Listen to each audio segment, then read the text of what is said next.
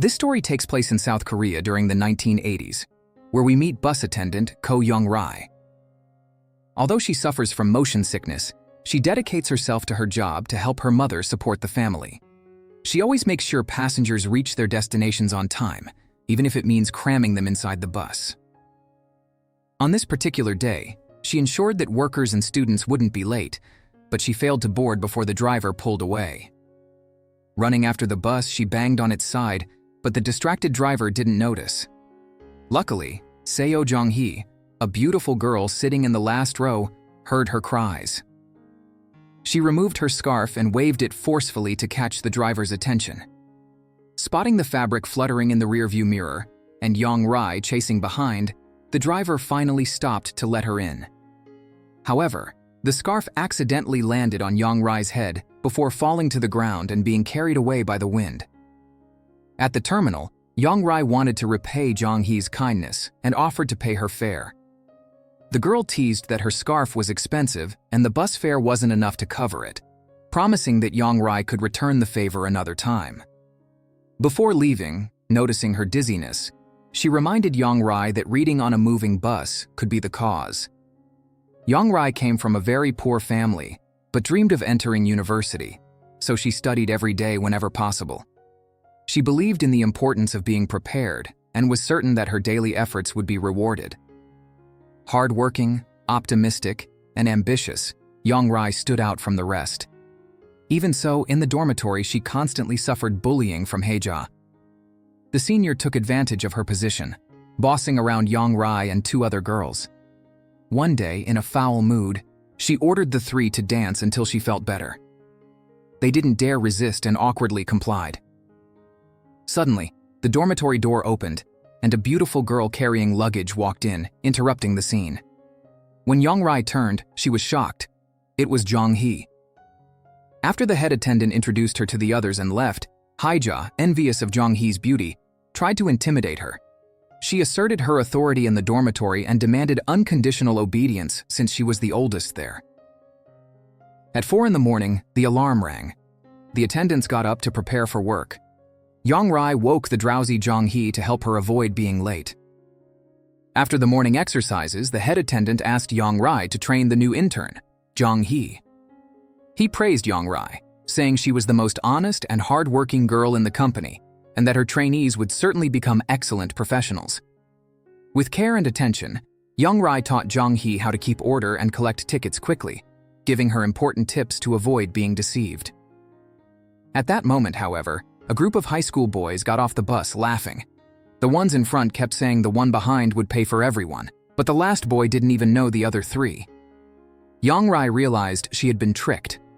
Furious, she chased after them and managed to catch one in an alley. The bully, noticing it was a girl, picked up a stick to threaten her. Just then, a young man appeared out of nowhere and took the blow meant for Young-Ri. With just 2 precise strikes, he quickly subdued the aggressor and recovered the money. When he handed it back to Young-Ri, he noticed a wound on her hand and gently wrapped it with his training towel. Young-Ri couldn't take her eyes off his handsome face and strong body, especially with the way he treated her so kindly.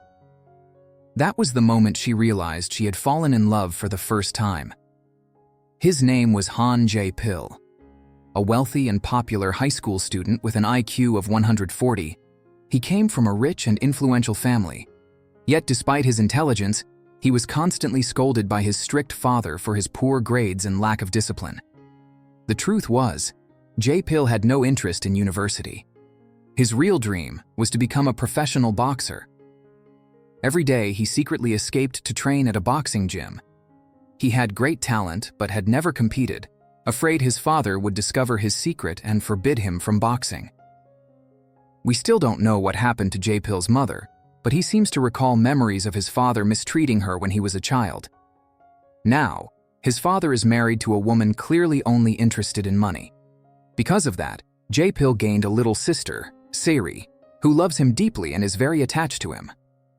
She is probably the only reason he continues returning to that house. At school, his best friend Sang Cheol supported him in training but often grew furious. Though Jae-pil was a boxing genius, he never seemed to take fights seriously. Even when facing Deok-gu, the gym's champion about to compete in an official tournament, Jae-pil taunted him so much that Deok-gu twisted his ankle during the match. Unable to compete, the coach chose Jae-pil to fight in his place. Feeling responsible for the injury, he accepted. Yet even in an official fight, Jae-pil only mocked his opponent, absorbing blows as if they were nothing and dodging when necessary. Sang Cheol and the coach were at the brink of despair when Jae-pil finally decided to counterattack. With just one punch, he knocked out his exhausted rival and won the match. The problem was that the fight had been broadcast, and Jae-pil's father happened to see his son's victory on television. At home, he scolded him harshly for neglecting his studies. Jae-pil snapped back, saying university was his father's dream, not his own. Meanwhile, the smitten Jong-Hi carefully washed the towel he had used to bandage her wound, secretly treasuring her feelings for the boy she now called the Giant, since that was what was written on his towel. Haija, still picking on Jong-Hi, ordered her to go buy snacks since she was the newcomer. Before Jong-Hi could even respond, Haija listed countless demands, clearly trying to set her up for failure. Unwilling to go against the whole dormitory, Jong-Hi took the money and obeyed. Jong-Hi followed to help her, and thanks to her, Jong-Hi managed to remember all the items. When Jong-Hi returned with the snacks, the senior forced her to wash the sheets while Jong-Hi went to visit her family. Because of that, both girls ended up avoiding eating the snacks. The next morning, all the other attendants who had eaten them were doubled over in pain, suffering from diarrhea. Unscathed, Jong-Hi went to work as usual, but Haija accused Jong-Hi of tampering with the food and even threatened to resign, swearing she was right. Tired of the bullying, Jong-Hi grabbed her by the hair right then and there, leaving Jong-Hi and the others astonished at her courage. That night, Jong-Hi went to the laundry room and was puzzled when another colleague panicked and ran off the moment she saw her. Searching the trash, Jong-Hi found a bread bag. Since that girl had also suffered diarrhea, it was suspicious. If she was still sick, she couldn't have been secretly eating. At midnight, she and Jong-Hi discreetly opened the girl's locker while everyone slept. Inside, they found a packet of laxatives. The girl suddenly appeared, accusing them of trespassing. The noise woke the entire dormitory. Jong-Hi then presented the evidence to everyone, but the girl lied, claiming it was only cold medicine. To expose the lie, Jong-Hi decided to test the medicine herself. At first, she showed no symptoms of diarrhea, but soon after drinking it, she rushed to the bathroom several times. With this undeniable evidence, the girl broke down in tears and confessed. She admitted to putting laxatives in the food so that everyone would get sick, leaving her the chance to work. She explained that she had been stuck on reserve duty for days without being called and desperately needed the money. With the truth revealed, Jong-Hi pulled Haija aside for a private talk and demanded that she keep her promise to resign. Humiliated, Haija tried to strike her, but Jong-Hi grabbed her hand and warned. She would not report this to the head attendant, but in exchange, Haija must stop bullying Jong-Hi and her friends. After this incident, Jong-Hi and Jong-Hi grew closer and eventually became inseparable best friends. They shared their dreams. Jong-Hi longed to attend university, while Jong-Hi aspired to become Miss Korea and later a shining actress on the big screen. From then on, they worked side by side and explored the city during their free time. Their once lonely lives began to shine with each other's presence. Meanwhile, Jae-pil was being strictly monitored by his father, who even hired a driver to pick him up from school every day, preventing him from going to the boxing gym. But Sang Cheol refused to be without his best friend, so he devised an escape plan. He bribed other students to help camouflage them and slip past the driver's watchful eyes. But they barely had time to celebrate when they ran straight into Deok-gu, who believed Jae-pil had injured his ankle on purpose just to take his place in the tournament. Sang Cheol tried to calm things down but was punched, which triggered Jae-pil's rage. With a single blow, he knocked Deok-gu down. Soon the street turned into a full-on battleground. Even outnumbered 2 against 5, Jae-pil and Sang Cheol were skilled enough to dominate. But when one opponent struck Jae-pil on the head with a box, he froze at the terrifying look in Jae-pil's eyes. Fortunately for him, Before Jae-pil could fight seriously, the police showed up and they were forced to run. That same afternoon, Jong-Hi convinced Yong-Ri to sneak into an R-rated movie. They were already of age, and she argued they needed to learn about such things for when they had boyfriends. At the entrance, Yong-Ri went to the restroom while Jong-Hi entered first to reserve seats. At that moment, Jae-pil appeared. Jong-Hi was startled by the wound on his head, but Jae-pil quickly covered her mouth with his hand, afraid the police might hear her.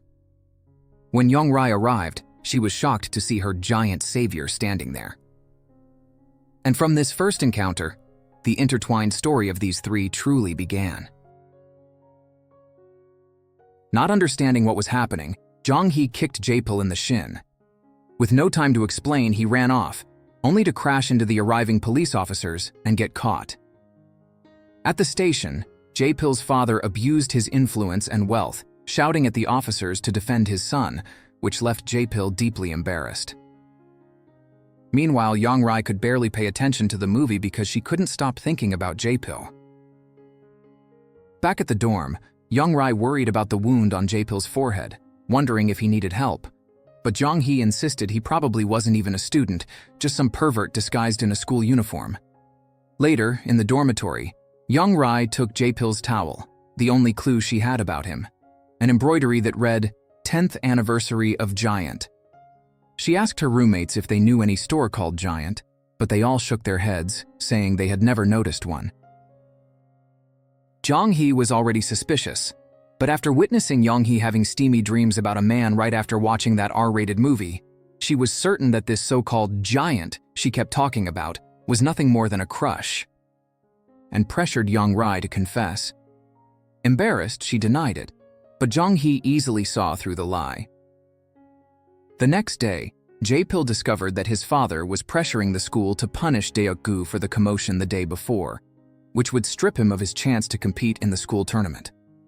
Realizing that Daeok-gu's desperation to fight was due to the prize money he needed to help his poor father, Jae-pil confronted his own father and threatened to expose him to the press if he didn't lift the punishment. His father agreed to leave Daeok-gu alone, but only under one condition. Jae-pil would have to take private lessons, which were forbidden at the time. Jae-pil accepted, but with his own counterproposal, he promised to improve his grades in exchange for being allowed to train in boxing freely. While working, Yong-Ri began paying closer attention to the surrounding stores, looking for the giant sign. When she finally found it, she memorized the location and rushed there after work, only to be disappointed that it was actually a nightclub. Fearing Jae-pil was a womanizer, she still clung to a small hope. As soon as she entered, the police raided the place. People ran in panic and confused. Yong-Ri fled with them. In the end, she was stopped by the police, but since she was of legal age, she was released. She returned to the dorm in a daze, as if possessed. Unable to get Jae-pil out of her mind, she asked Jong-Hi to slap her until she woke up. Finding her adorable, Jong-Hi pretended she was about to do it, only to burst out laughing when Yong-Ri got scared, thinking she would actually be hit.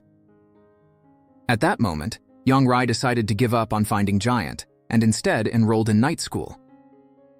Jong-Hi didn't want to study, but Yong-Ri reminded her that if she wanted to become Miss Korea, she needed a high school diploma. After enrolling, Yong-Ri took Jong-Hi to her home, where they ate soybean paste soup. There, Jong-Hi met Yong-Ri's younger siblings and her mother, who pretended to be strict but was clearly kind-hearted. Yong-Ri's older brother, Yong-sik, was friends with the wealthy and popular Jong-hyun, who arranged a secret job for him, tutoring the son of a magnate. Yong-sik followed the address written on the paper, unaware that it was the crush his sister was secretly obsessed with. Jae-pil hated studying, but he agreed to it because of the deal he made with his father, which allowed him to train in boxing peacefully. Unaware that her brother had become the private tutor of the man she was infatuated with, Yong-Ri was helping her mother prepare dinner. Meanwhile, Jong-Hi wandered curiously into a room she thought belonged to Yong-Ri, but suddenly Jong-hyun appeared. She assumed he was Yong-Ri's brother, until the real Yong-sik showed up at that exact moment. Everyone sat together for dinner, laughing and sharing warm moments. Jong-hyun kept teasing Yong-Ri, calling her ugly while hiding the truth, that he actually liked her. After practice, Sung Cheol tells Jae-pil that he owes him a favor for helping him escape from his father's driver. And the favor he wants in return is for Jae-pil to accompany him on a blind date with some girls. The next day, after finishing their shift, Jong-ri and Jong-Hi got ready for class. A teddy bear fell out of Jong-Hi's locker, and a classmate picked it up. Jong-Hi snatched it back abruptly, forbidding anyone from touching it. Moments later, she regained her composure and lied, saying she was just practicing a scene of anger for when she became an actress. Impressed by her acting, everyone believed her, and the mood quickly lightened. Jong-Hi hid the doll deep inside her locker and left with Jong-ri for school. There, Jong-ri gifted Jong-Hi a pen as a keepsake of their first day, hoping it would mark a new chapter in their lives. A young classmate recognized Jong-ri as a bus attendant who had once helped her. Overjoyed at making a new friend so quickly, Jong-ri jumped with happiness alongside the girl, but the joy didn't last long. Soon after, Jong-ri's family faced hardship. Her mother slipped down a slope on her way home. Upon hearing the news, Jong-ri rushed back. She and her brother insisted their mother get a medical checkup, but the woman only worried about the destroyed cart, desperate over how she would earn money without it. To buy a new cart, Jong-ri begged her supervisor for a salary advance. No matter how much she pleaded, he refused. She then went to her uncle to retrieve the money her late father had once lent him. But the uncle lied, claiming he had already paid it back. Stunned, Jong-ri wandered in the heavy rain. Crying, she tried to fix the broken cart, desperate and unsure of how she could possibly help her family. Without the money her mother earned from that cart, they wouldn't have enough to feed Jong-ri's younger siblings. Seeing her daughter injure her hands while trying to fix it, her mother wept in secret, heartbroken that they suffered so much simply because they were poor. In the dormitory, Jong-Hi noticed the injury on her hand. Even though Jong-ri tried to hide it, she could tell just how much she was suffering because of her mother. That night, unable to sleep, Jong-ri went to clean the bus. Jong-Hi found her there and handed her the teddy bear from before. Jong-ri thought it was only meant to cheer her up, but inside, she discovered hidden money. Shocked, she refused. Jong-Hi insisted, saying that every day spent with Jong-ri brought her joy. Such moments were priceless. If Jong-ri felt guilty, she could repay it little by little each month. When she still hesitated, Jong-Hi added, "Consider this a wish coupon. You'll have to fulfill any future request of mine." In the end, Jong-ri accepted, promising to pay her back gradually. And as moved as she is, Jong-ri has no idea how important that money is to Jong-Hi. After losing her parents, Jong-Hi was often beaten by her violent older brother. So she saved that money to keep running away from him, since he still pursues her wherever she goes. Even so, she's willing to give up that money for the happiness of her dear friend. But unfortunately, he's gathering information and getting closer to her with every step. With the money, they bought a new cart, restoring the family's livelihood. Jong-ri's mother beamed with joy, and her brother sincerely thanked Jong-Hi. Jong-hyun, who had planned to help them, overheard everything from behind the wall. Realizing that he arrived too late to earn Jong-ri's gratitude, he left quietly. With her family's troubles temporarily resolved, Jong-ri returned to her studies. At school, she and Jong-Hi met a classmate worried because two friends had skipped a double blind date they had arranged. Looking for fun, Jong-Hi volunteered herself and Jong-ri to join. Embarrassed at the idea of going on a blind date, Jong-ri protested, until Jong-Hi used the wish coupon. Reluctantly, the two borrowed daytime uniforms to pose as regular students at the meeting. Jong-Hi helped Jong-ri with her lipstick and tried to calm her down. She even handed her some gum, advising her to chew it to ease her anxiety. When the door opened and the boys turned around, Jong-ri saw a familiar face. It was the man she had been secretly sighing over. The moment she saw Jae-pil sitting there, Jong-ri froze in shock, speechless. After the girls sat across from the boys to introduce themselves, we see that Jong-ri, who at first wasn't interested in this blind date, was now much more excited to be sitting in front of Jae-pil. Jong-Hi was only there to have fun with Jong-ri, and Jae-pil was only there because his best friend had dragged him along. Meanwhile, Jong-Hyun, who was really enthusiastic, found Jong-Ri very cute, the type of girl he liked, but Jong-Hi intimidated him with her strong personality. So, when it was suggested that the boys close their eyes while the girls secretly placed small objects representing themselves on the table for the boys to choose, he immediately grabbed the pen that Jong-Ri had given Jong-Hi as a gift, certain that it belonged to Jong-Ri. The other two picked different objects, leaving only the chewing gum that Jong-Hi had given to Jong-Ri. She was delighted to see that the only one left was Jae-pil, who would be her partner for the date. As they left, each couple was supposed to go their separate ways to get to know each other better. However, Sang Cheol was afraid of going out with the bossy and domineering Jong-Hi, whose personality he found frighteningly similar to his mother's. Besides, Jong-Ri was the one he wanted. So he begged Jae-pil to make it a double date. In the end, all four of them went ice skating together. For Jong-Ri, it was her first time. She could barely keep her balance, moving cautiously and almost falling before Jae-pil quickly caught her. Noticing that her shoelace was untied and making it harder for her to move, he gently knelt down to tie it. The closeness made Jong-Ri's heart race. Jae-pil found her familiar and asked if they had met before. But since she was pretending to be a daytime student to hide her identity, she lied, saying it was the first time they had seen each other.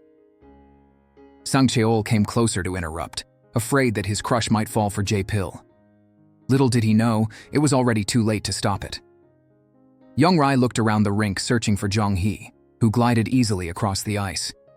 Just as the trio admired her skill, a group of delinquents approached and began harassing her. Jong-Hi immediately dismissed them, saying she wasn't interested, which enraged them. When one of them grabbed her clothes, Jong-Hi took off her coat, threw it at them and called them idiots, humiliating them in public. Jae-pil and Sang Cheol were about to step in when Jong-Ri, barefoot, ran over to them and hurled a fire extinguisher improvised as a smoke grenade, which stunned the attackers. This gave Jae-pil and Sang Cheol the chance to protect Jong-Ri and Jong-Hi as they all escaped. Now at a restaurant, the four of them ate steamed buns. Sang Cheol praised Jong-Ri's heroic act, impressed by her courage even though she didn't really know how to use a fire extinguisher. Jong-Ri explained that she had once tried to get certified as a fire safety manager, but gave up because of the strict exam requirements. Sang Cheol admired her even more for being so unique and kept serving her food. Jong-Hi apologized for causing trouble, but Jae-pil said it wasn't her fault. Those guys were clearly looking for trouble. Suddenly, Jong-Ri noticed the time on the wall clock and panicked, dragging Jong-Hi away. Before leaving, she gathered the courage to tell Jae-pil that she had really enjoyed the day they spent together, then ran off with Jong-Hi. Sang Cheol was outraged that he hadn't been able to get the girl's number. Jae-pil was confused, since he thought Sang Cheol was afraid of Jong-Hi. Sang Cheol clarified that he was talking about Jong-Ri. Jae-pil admitted he found her peculiar but cute, which encouraged Sang Cheol, who declared that she was exactly his ideal type of girlfriend. Lying in bed, distracted, Jong-Ri kept replaying the moment when Jae-pil tied her shoelaces.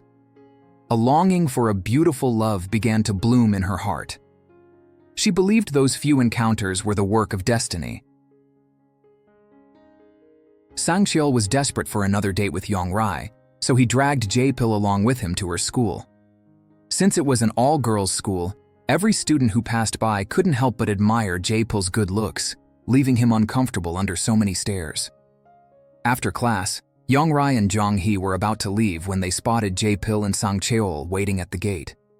Jong-Ri got excited and wanted to greet them, but Jong-Hi held her back, reminding her that they didn't have their school uniforms, which would expose their secret of not being daytime students. Sang Cheol and Jae-pil, who had waited in vain, ended up running into another girl who had also been at the blind date.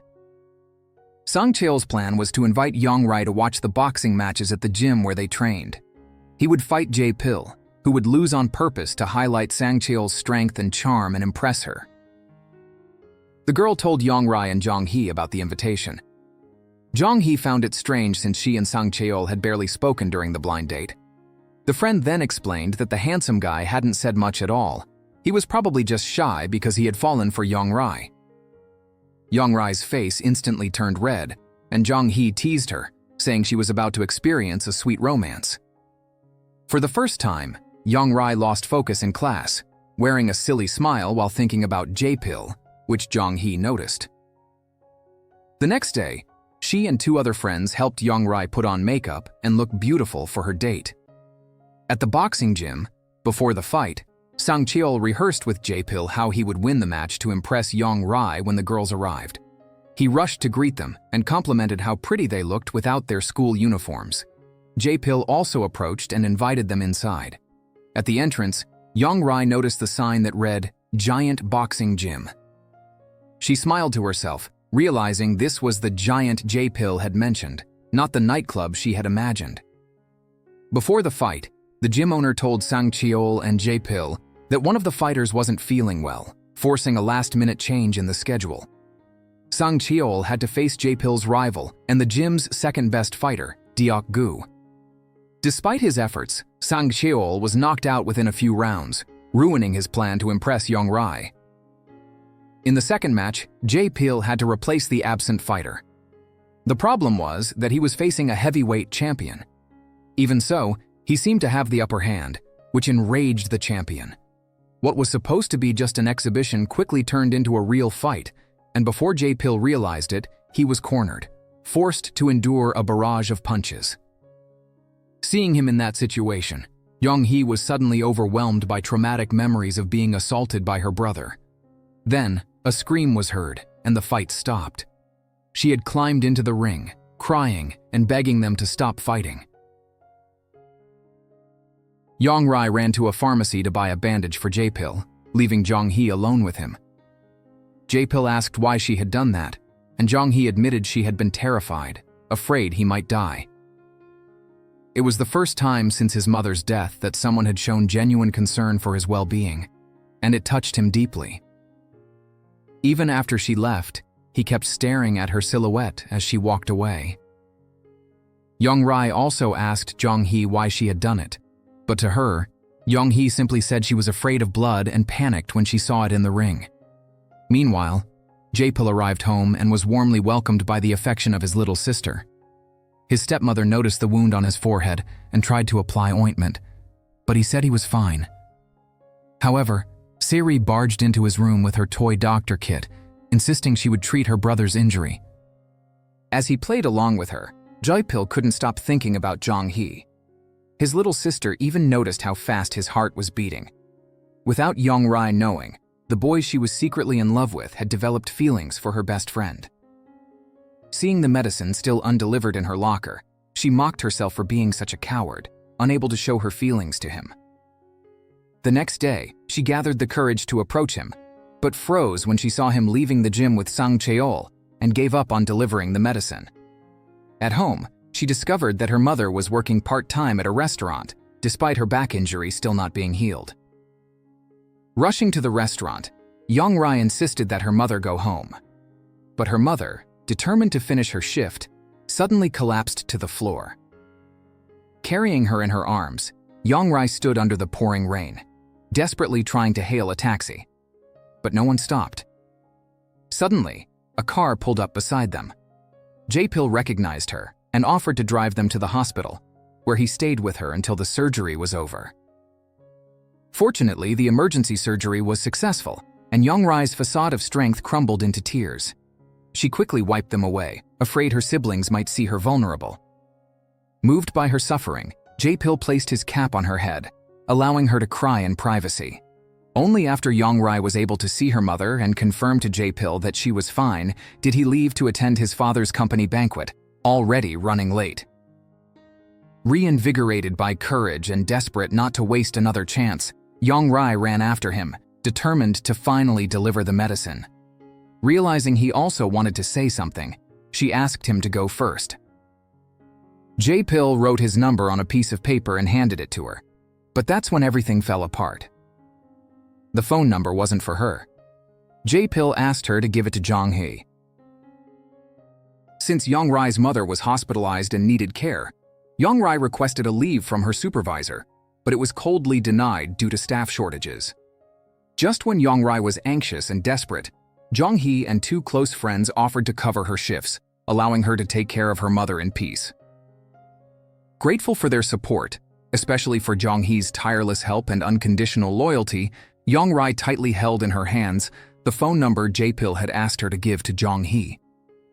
For a moment she hesitated, unsure whether to hand it over, but decided to do the right thing.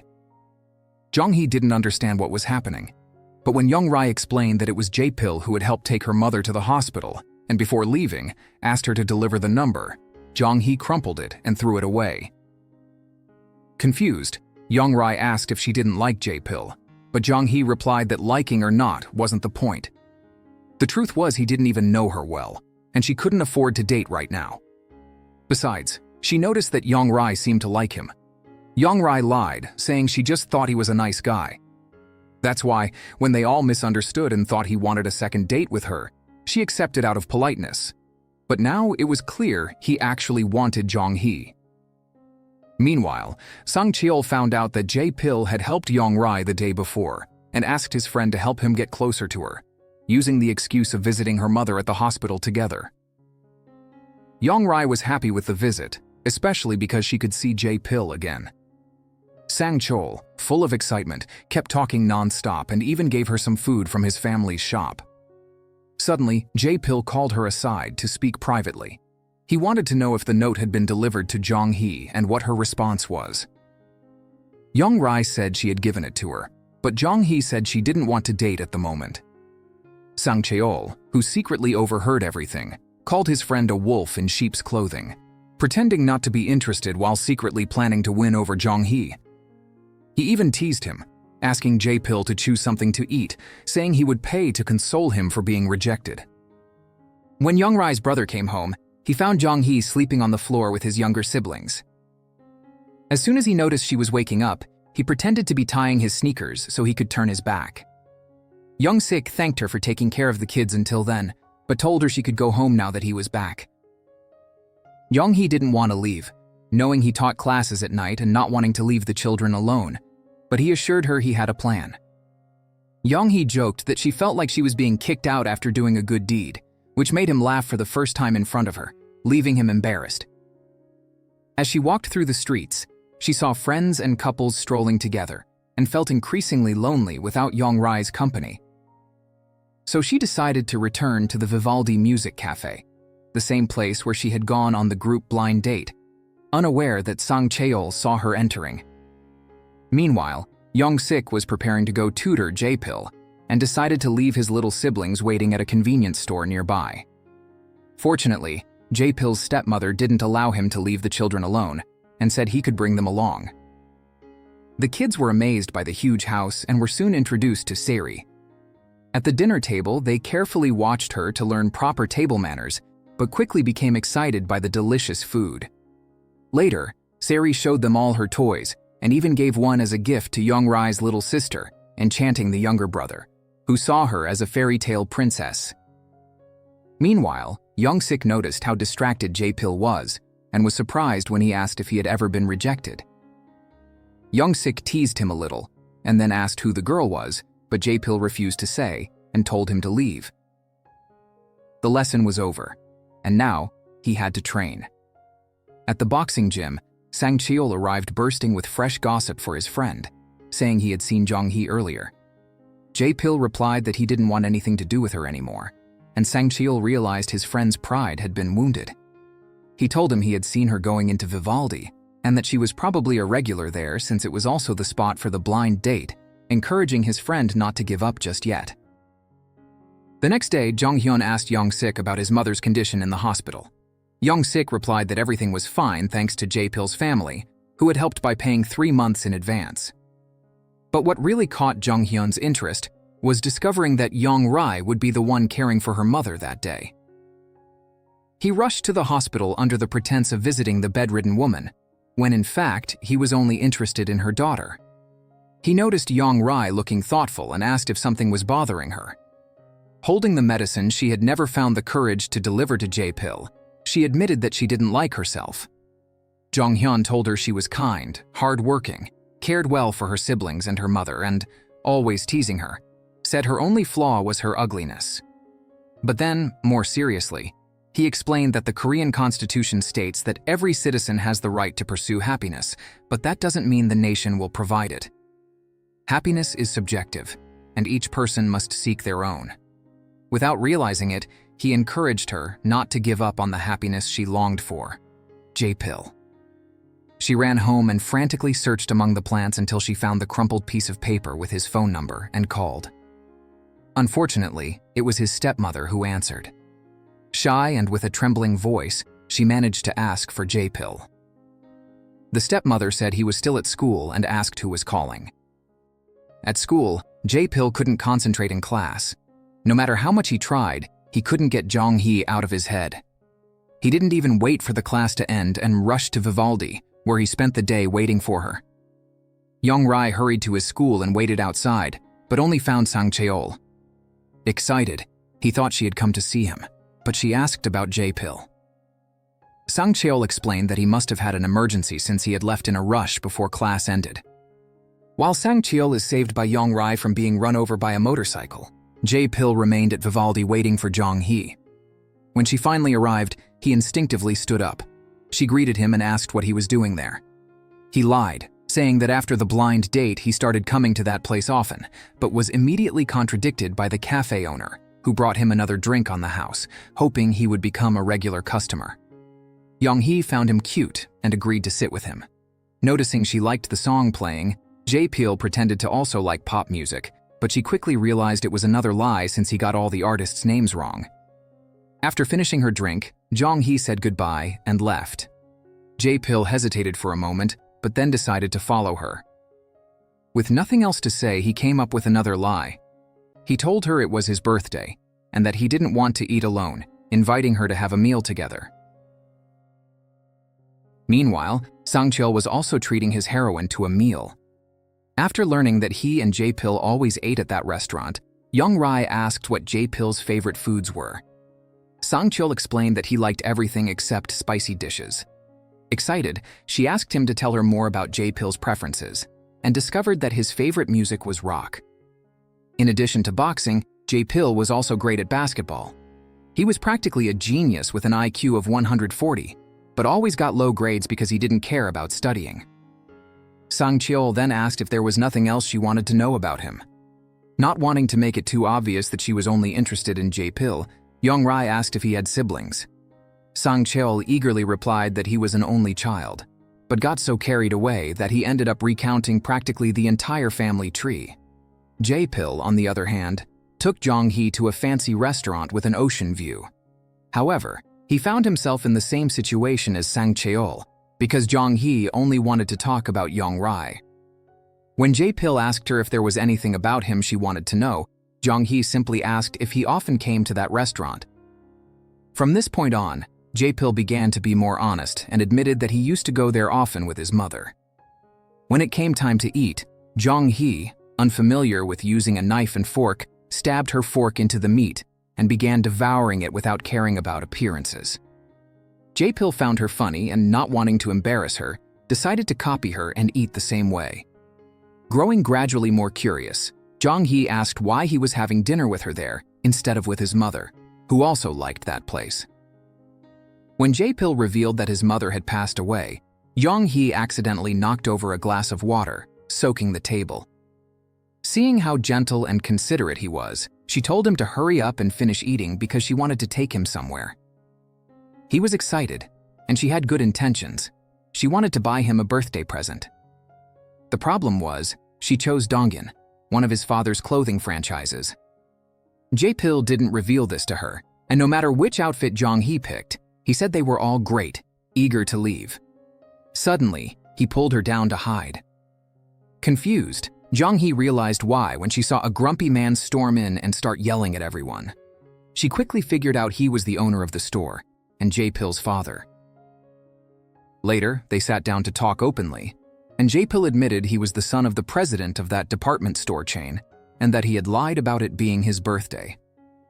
Jong-Hi teased that if she had known earlier, instead of buying him a gift, she would have asked him to buy one for her. Jae-pil replied that it was his father who was wealthy, not him. Still, Jong-Hi couldn't understand why he had hidden from his father, as if he would be beaten just for crossing his path. From Jae-pil's expression, she sensed that violence was indeed a recurring part of his family. Jae-pil revealed that after his mother's death, his father had grown increasingly aggressive. He was used to his father's personality, but since she was with him, he had preferred to avoid a confrontation. Jong-Hi told him to stop smiling because she knew he wasn't okay. He didn't need to act tough in front of her. She explained that she had gone through something similar and had exploded after repressing everything for too long. She warned him not to hide his pain, or he would end up breaking down too. The two ended up spending the entire day together, without even noticing the time pass. As it grew late and Jae-pil knew they would soon part, he once again gave her his phone number. He asked her not to disappear and invited her to go out with him again over the weekend. Jong-Hi reminded him that he had already given her his number once, and she had rejected him. Jae-pil joked that if he had already been rejected once, a second time wouldn't hurt as much. Jong-Hi grew pensive, but Jae-pil looked her in the eyes with seriousness and determination, telling her that he truly wanted to see her again. Jong-Hi also liked him, but her fear was that he would eventually discover how troubled her life really was.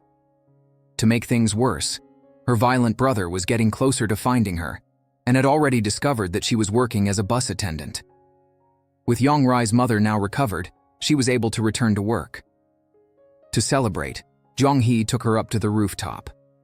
While they ate together, Jong-Hi mentioned that she had run into Jae-pil by chance.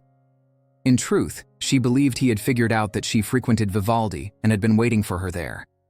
This was the first time Jong-Ri saw Jong-Hi speak about someone with such excitement. Jong-Hi told her everything, that they ate together, went shopping for clothes, and that she discovered he was the son of the Dongin department store's owner. She also revealed that his father seemed violent and that his mother had passed away. Jong-Ri, who had met him several times casually, had never been able to get close, while Jong-Hi, after only one meeting, had already shared deep conversations with him. To make matters worse, Jong-Hi revealed that he had given her his phone number again and invited her to go to the library with him over the weekend. Jong-Ri asked if she still wasn't interested in him. Jong-Hi replied that it was strange. He was handsome, strong, intelligent, and rich, yet he seemed so sad and lonely. She couldn't stop thinking about him. Since she had never felt anything like this before, she wasn't even sure what it was. Jong-Ri then asked if she would accept his invitation to go out that weekend. At first, Jong-Hi joked that she wouldn't go out with a guy who invited her to the library, but soon admitted her real fear. He didn't truly know her, and she couldn't be honest with him, so it was better to stay away. Jong-Ri pointed out that this only proved she had developed feelings for him. After reflecting, Jong-Hi said that if she saw him again, she would be honest and reveal that she wasn't a daytime student, but a bus attendant. If even after that, he still wanted to see her, maybe they could start dating. But then she remembered her busy work schedule and doubted she'd have time to meet him. Jong-Ri reminded her that she had helped when her mother was in the hospital, so now she would return the favor by covering her shift. Jong-Hi got excited and decided to call Jae-pil immediately. When she dialed the number from a public phone, she was startled by the voice that answered. It was his father. Since she said nothing, he thought it was a prank call and started shouting insults, frightening her so much that she hung up. Luckily, she didn't give up and called again. This time, Jae-pil answered, happy to hear her voice. Since Jong-Hi was calling from a public phone and had little money, she got straight to the point. They should meet in front of Vivaldi on Sunday at 1 p.m. There was something she wanted to tell him, but not over the phone. Even though it hurt, Jong-Ri accepted that Jong-Hi's single meeting with Jae-pil had been guided by a fate stronger and more powerful than the 3 chances she herself had with him. Out of love for Jong-Hi, she decided to give up her own happiness so her friend could have a joyful life with a good man who would surely treat her well. The next day, the two met during their shift change, and Jong-Ri complimented her on how beautiful she looked, even in her work uniform. Jong-Hi thanked her for the kind words but had to run because she was already late. After the bus left, the secretary came running and shouting that Jong-Hi had forgotten her cap. If an inspector from headquarters saw her working without the complete uniform, she would be fired. Meanwhile, Jae-pil was on his way to school when his bus broke down. Afraid of being late and punished, he hurried to another stop. But when the bus arrived and he was about to get on, Jong-Hi stepped off and came face to face with him. Jae-pil immediately noticed her bus attendant uniform instead of the student's uniform she had always worn. Jong-Hi was visibly shaken because this wasn't how she had wanted him to find out. As they stood staring at each other in silence, Jong-Ri approached, also in uniform, holding Jong-Hi's cap, and saw the two of them locked in each other's gaze. That morning, Jong-Hi woke up to the sound of her favorite song playing on the radio. At the cafeteria, they served her favorite food, and before going to work, she found some money. The sun was shining, and luck seemed to be on her side. But now, standing in front of Jae-pil, Jong-Hi panicked and ran away without thinking. When Jae-pil was about to chase her, he saw Jong-Ri also dressed as a bus attendant, which distracted him long enough for Jong-Hi to escape and hide. She had wanted to reveal this to him confidently, but since she was caught off guard, she felt ashamed and let her emotions take over, running away and hiding. Fortunately, Jong-Ri covered her shift that day, preventing her from being fired, but she was seen by Sang Cheol. Later, she found her crying in the bathroom, and Jong-Hi admitted that she felt regret and shame for showing weakness. That night, they went to the rooftop to drink together, and Jong-Hi said that her life felt as bitter as that soju. She planned to down one glass after another, but Jong-Ri stopped her, asking Jong-Hi to follow her pace so she wouldn't get drunk. Ironically, it was Jong-Ri who ended up intoxicated, needing to be carried to her room by Jong-Hi.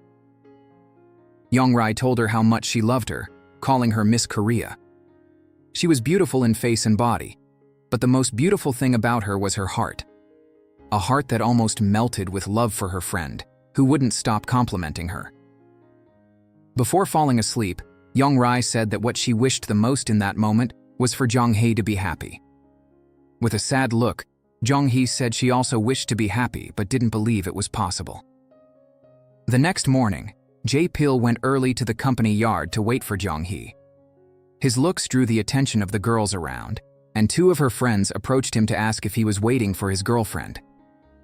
At that moment, Jong-Ri saw him, and the two spoke privately, while the friends rushed to tell Jong-Hi about the handsome guy who had come to see Jong-Ri. But Jong-Ri soon appeared and told Jong-Hi that Jae-pil was asking to talk to her. He said that her job didn't matter to him, that he wanted to continue what they had started.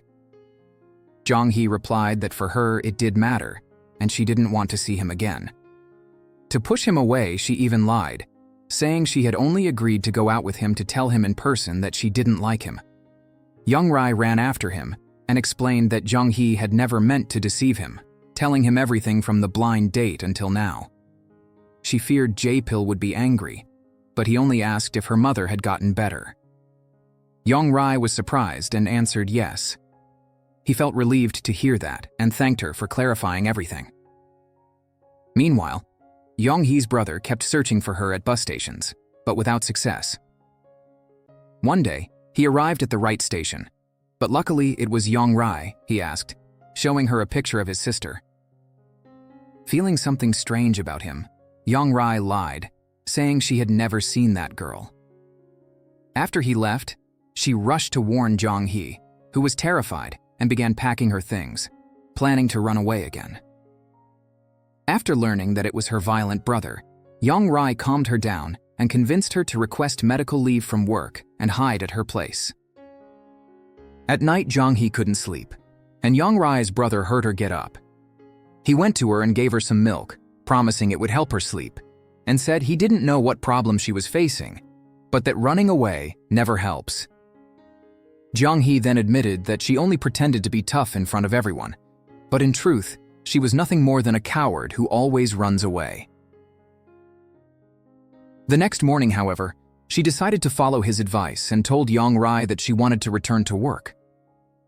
Unfortunately, that same morning, Jong-Hi's brother overheard Hae-ja and her friend talking about Jong-Hi and how mysterious they thought she was. He ended up discovering where she worked and dragged her by the hair in front of everyone. When he was about to hit her, Jong-Hi threw herself at him and knocked him down with a headbutt. Her friends began throwing water on him, giving the two time to run into one of the buses. Jong-Hi, using yet another hidden skill, revealed that she had a driver's license and drove the bus away. But Jong-Hi's brother stole a motorcycle and began chasing them. Since the bus was slower than the motorcycle, the lunatic managed to get ahead and even threw himself on the ground, forcing Jong-Hi to brake or she would have run him over.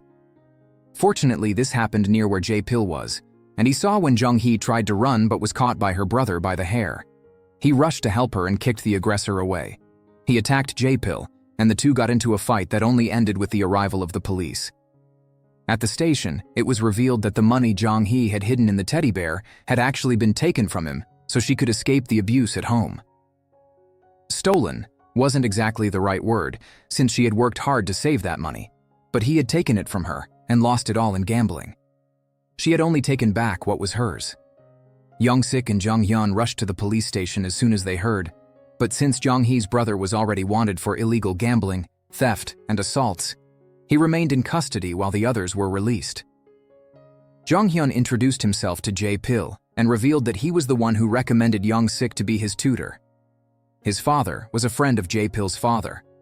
Jong-Hi apologized for what had happened and said goodbye to them in embarrassment. Jae-pil went after her, and Jong-Hi stopped Sang-cheol from following, believing it was better to leave them alone. Jae-pil caught up with her, but when Jong-Hi turned around, she was in tears, begging him to leave her alone. She didn't want him to see her in such a humiliating state. He should have ignored her before. She would have preferred to be beaten by her brother than to be saved by Jae-pil and now feel so exposed. As she cried in shame, Jae-pil, with a gentle voice, said that her job, her past, or her family didn't matter to him. He wanted to stay by her side, even if only as a friend. He couldn't stop thinking about her, and it was driving him crazy. So she could open up to him, just like she did with Jong-Hi. Now that the four were becoming closer, after the exams, they went out to ride bicycles and spend the day having fun together. Everyone was smiling and happy. In a stone-skipping contest, Jae-pil showed great skill.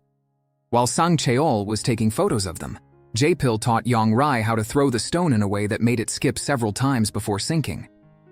Seeing the different way Jong-Hi looked at Jae-pil, Sang-cheol thought it was because of his technique and also wanted to show off his skills, or lack thereof. Even so, Jong-Hi applauded him to cheer him up.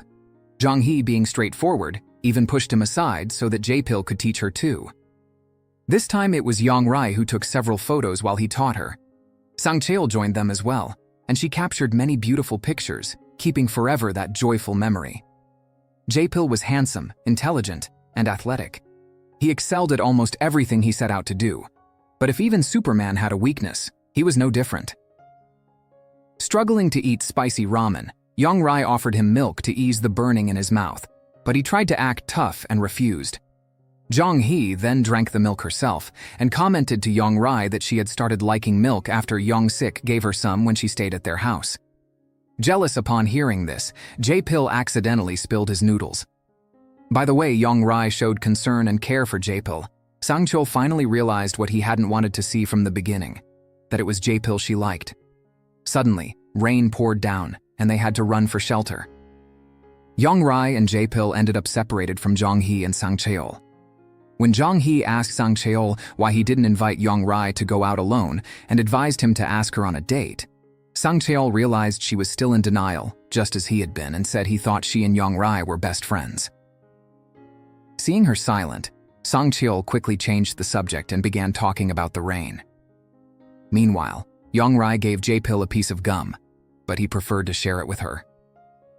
He was impressed by the bubble she managed to blow, while his attempt failed miserably, making them laugh together.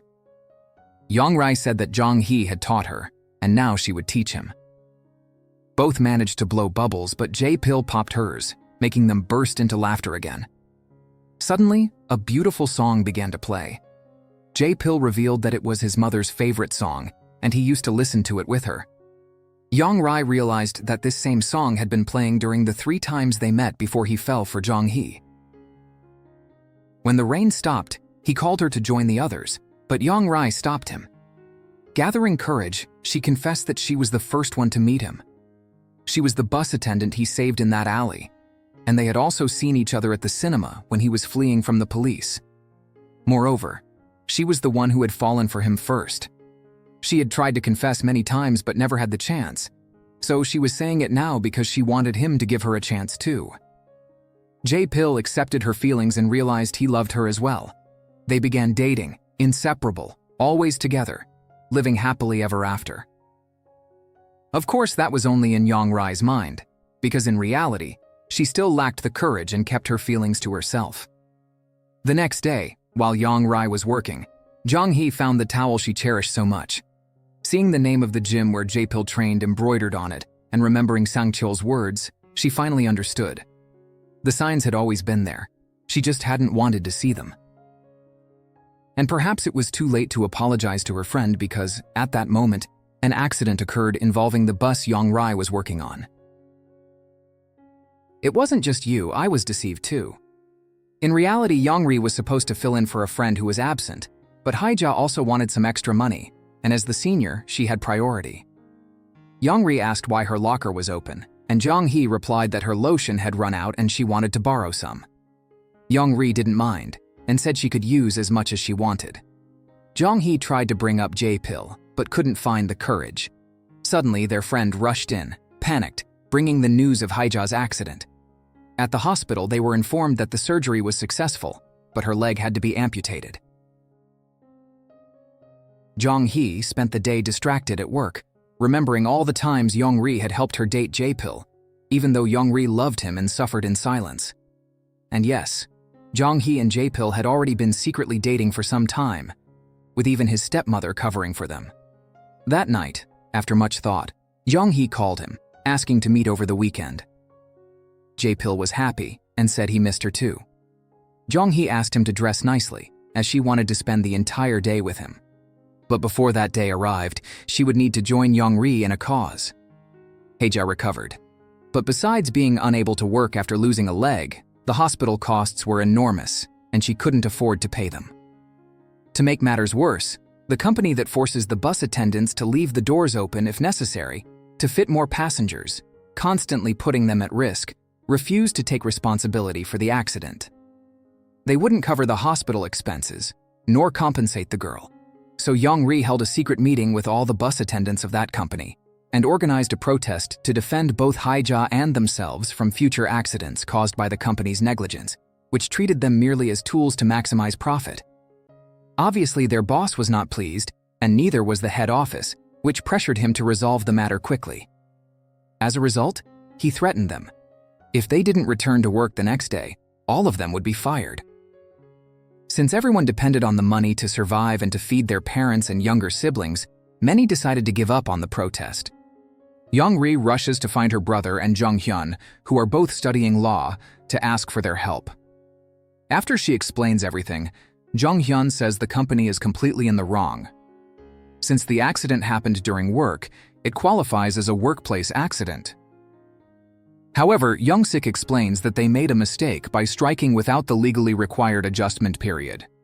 Even if they were right, they didn't give the company the chance to defend itself, which technically makes the strike illegal. Jong-hyun reassures her, saying that even so, the company cannot fire them for that, since it failed to provide workers with basic safety rights. The threat of dismissal is just an intimidation tactic, and it won't actually happen. Young-sik agrees, but warns that they can't drag out this standoff for too long. The company will find replacements and continue operating. Since the women are paid by the hour, they'll only wear themselves out in vain, and more people will eventually give up. Jong-Hi insists they cannot give up now. If things continue this way, more bus attendants will get hurt, and Hae-ja will never be able to pay for her hospital bills. Fortunately, Jong-hyun has a plan. He tells Young-sik to go ahead while he drives Jong-Hi, who must be exhausted. On the way, she falls asleep, and Jong-hyun puts on soft music on the radio so as not to disturb her. When they arrive at the dormitory, he turns off the car but stays there for over an hour just to let her rest longer. When Jong-Hi wakes up, he lies, saying they had just arrived. Before going inside, she thanks him, not only for today but for always helping her, especially with his wise advice. That same night, Jong-Hyun visits his uncle's office, knowing he has contacts with the Dongsung newspaper, and asks for his help. The next morning, reporters from that newspaper arrive early, wanting to interview the bus attendants on strike. When the head office finds out about the involvement of the Dongsung press and how this negative publicity could hurt their business, they finally give in to the pressure. The bus attendants are informed that the company will cover all of Hye-ja's medical expenses and provide her with proper compensation. The girls jump with joy, celebrating the huge victory they achieved together. But most of all, thanks to Young-ri's determination and leadership, as she never gave up. At the hospital, Hye-ja sincerely thanks Young-ri and apologizes for all the times she intimidated her at the dormitory. Young-ri and the others leave the past behind, and now they can all be friends who support each other. With everything resolved, Jong-Hi went to her scheduled date with her boyfriend. Jae-pil said he had missed her, since it had been a few days since they last saw each other. Jong-Hi explained about the strike that happened and praised Young-ri's hard work in leading it. Jae-pil was impressed by the strength hidden behind that sweet and gentle girl. He asked Jong-Hi to sit down and gifted her a new pair of sneakers. Jae-pil had bought the same pair he wore so they could match. He laughed as he recalled Sang Cheol warning him never to give sneakers as a gift, since it was considered bad luck and the person would end up running away with them. But he wasn't worried, because he believed they would be together forever. Jong-Hi grew uneasy and changed the subject. She asked where he wanted to go, saying that today she would do anything he wanted, as long as it was fun. Jae-pil took her to explore other neighborhoods in the city. He bought her cotton candy, teasing her by stealing half. They went to an amusement park and spent the day enjoying different rides. Jong-Hi couldn't wipe the joyful smile off her face. Being with him felt too good. After eating a snack outdoors, they strolled around showing off their matching couple sneakers. Jae-pil noticed she looked uncomfortable and saw that her heel was hurt. He took her to the Vivaldi, then went to a pharmacy. When he returned, he applied ointment, bandaged her foot, and apologized for not realizing that new shoes take time to break in, while dragging her around the entire day. He promised that next time, he would pick a single place for them to spend the day together. That's when Jong-Hi told him there wouldn't be a next time. Jae-pil froze, asking what she meant. She said she wanted to break up with him. She realized they were too different, both in upbringing and in tastes. Jae-pil couldn't understand this sudden change in her feelings. Jong-Hi admitted she was impulsive, irresponsible, and always did whatever she wanted, so it would be better for them to end things now before he grew tired of her. Jae-pil refused to break up. Feelings don't change so suddenly. She was always happy when she saw him, smiling every time they were together. Jong-Hi admitted that was true. Being with him had been fun and wonderful, but unlike the new sneakers that only needed time to soften, the discomfort she felt from their difference in status would never go away. She decided her feelings for him would end here, and today she only wanted to enjoy one last day with him. She asked him to obey his father, go to college, and live a good life before saying goodbye. Jae-pil ran after her and asked one last time if she truly didn't want to see him anymore. Jong-Hi hesitated for a moment but then answered yes. Their relationship ended there. She managed to keep a firm composure as she walked away, but when she reached the dormitory and saw Young-ri, she collapsed into her arms, hugging her tightly and breaking down in tears. After the breakup, Jae-pil threw himself obsessively into his studies, the only thing that occupied his mind in a desperate attempt to forget Jong-Hi. He even stopped going to boxing practice, which left Sang Cheol distressed to see him like that. Sang Cheol told him that Jong-Hi wasn't the only girl in the world, that Jae-pil was handsome and popular and could be with anyone he wanted, but Jae-pil completely ignored him. At night, Jae-pil went alone to the Vivaldi and sat at the same table as always. The owner greeted him and asked if he had been very busy these past few days, since his girlfriend had been coming alone, sitting in that same spot, and requesting the same song they used to listen to together. When the man walked away to get his coffee, Jae-pil noticed a crumpled gum wrapper on the floor. Jong-Hi had been going there every day, requesting the same song, writing his name on the wrapper, and spending hours staring at it. Jae-pil realized she still had feelings for him and decided to go to her to find out the real reason for the breakup. Meanwhile, Jong-Hi returned to the dormitory and was told by her friend that the bus attendant's manager had called Young-ri for a private conversation. But it had already been half an hour, and she still hadn't come back. The truth was that the man held a deep grudge against Young-ri for leading the strike and ruining his reputation with headquarters. Since he couldn't fire her without cause, he accused her of embezzling company funds. Young-ri firmly denied it, saying she would never trade her clear conscience for money, and that he knew very well she would never do such a thing. Enraged, he began insulting her, but Young-ri stood her ground, knowing he was trying to pressure her into resigning. Gradually, the verbal abuse turned physical, even to the point of harassment as he pretended to search her clothes for the money. Young-ri shoved him back hard, sending him into a complete rage. He grabbed her by the neck, and just as she was about to lose consciousness, Jong-Hi stabbed a pen into his back, knocking him unconscious. Young-ri dragged her outside and begged her to run. He wouldn't die, but he had seen her before fainting and would accuse her of attempted murder. Jong-Hi said she didn't care about the consequences or punishment. She just didn't want to be separated from Young-ri. But Young-ri pleaded with her to escape, otherwise she would be arrested. Jong-Hi wept, begging to stay, but Young-ri insisted she would take care of everything. All Jong-Hi needed to do was disappear for a while.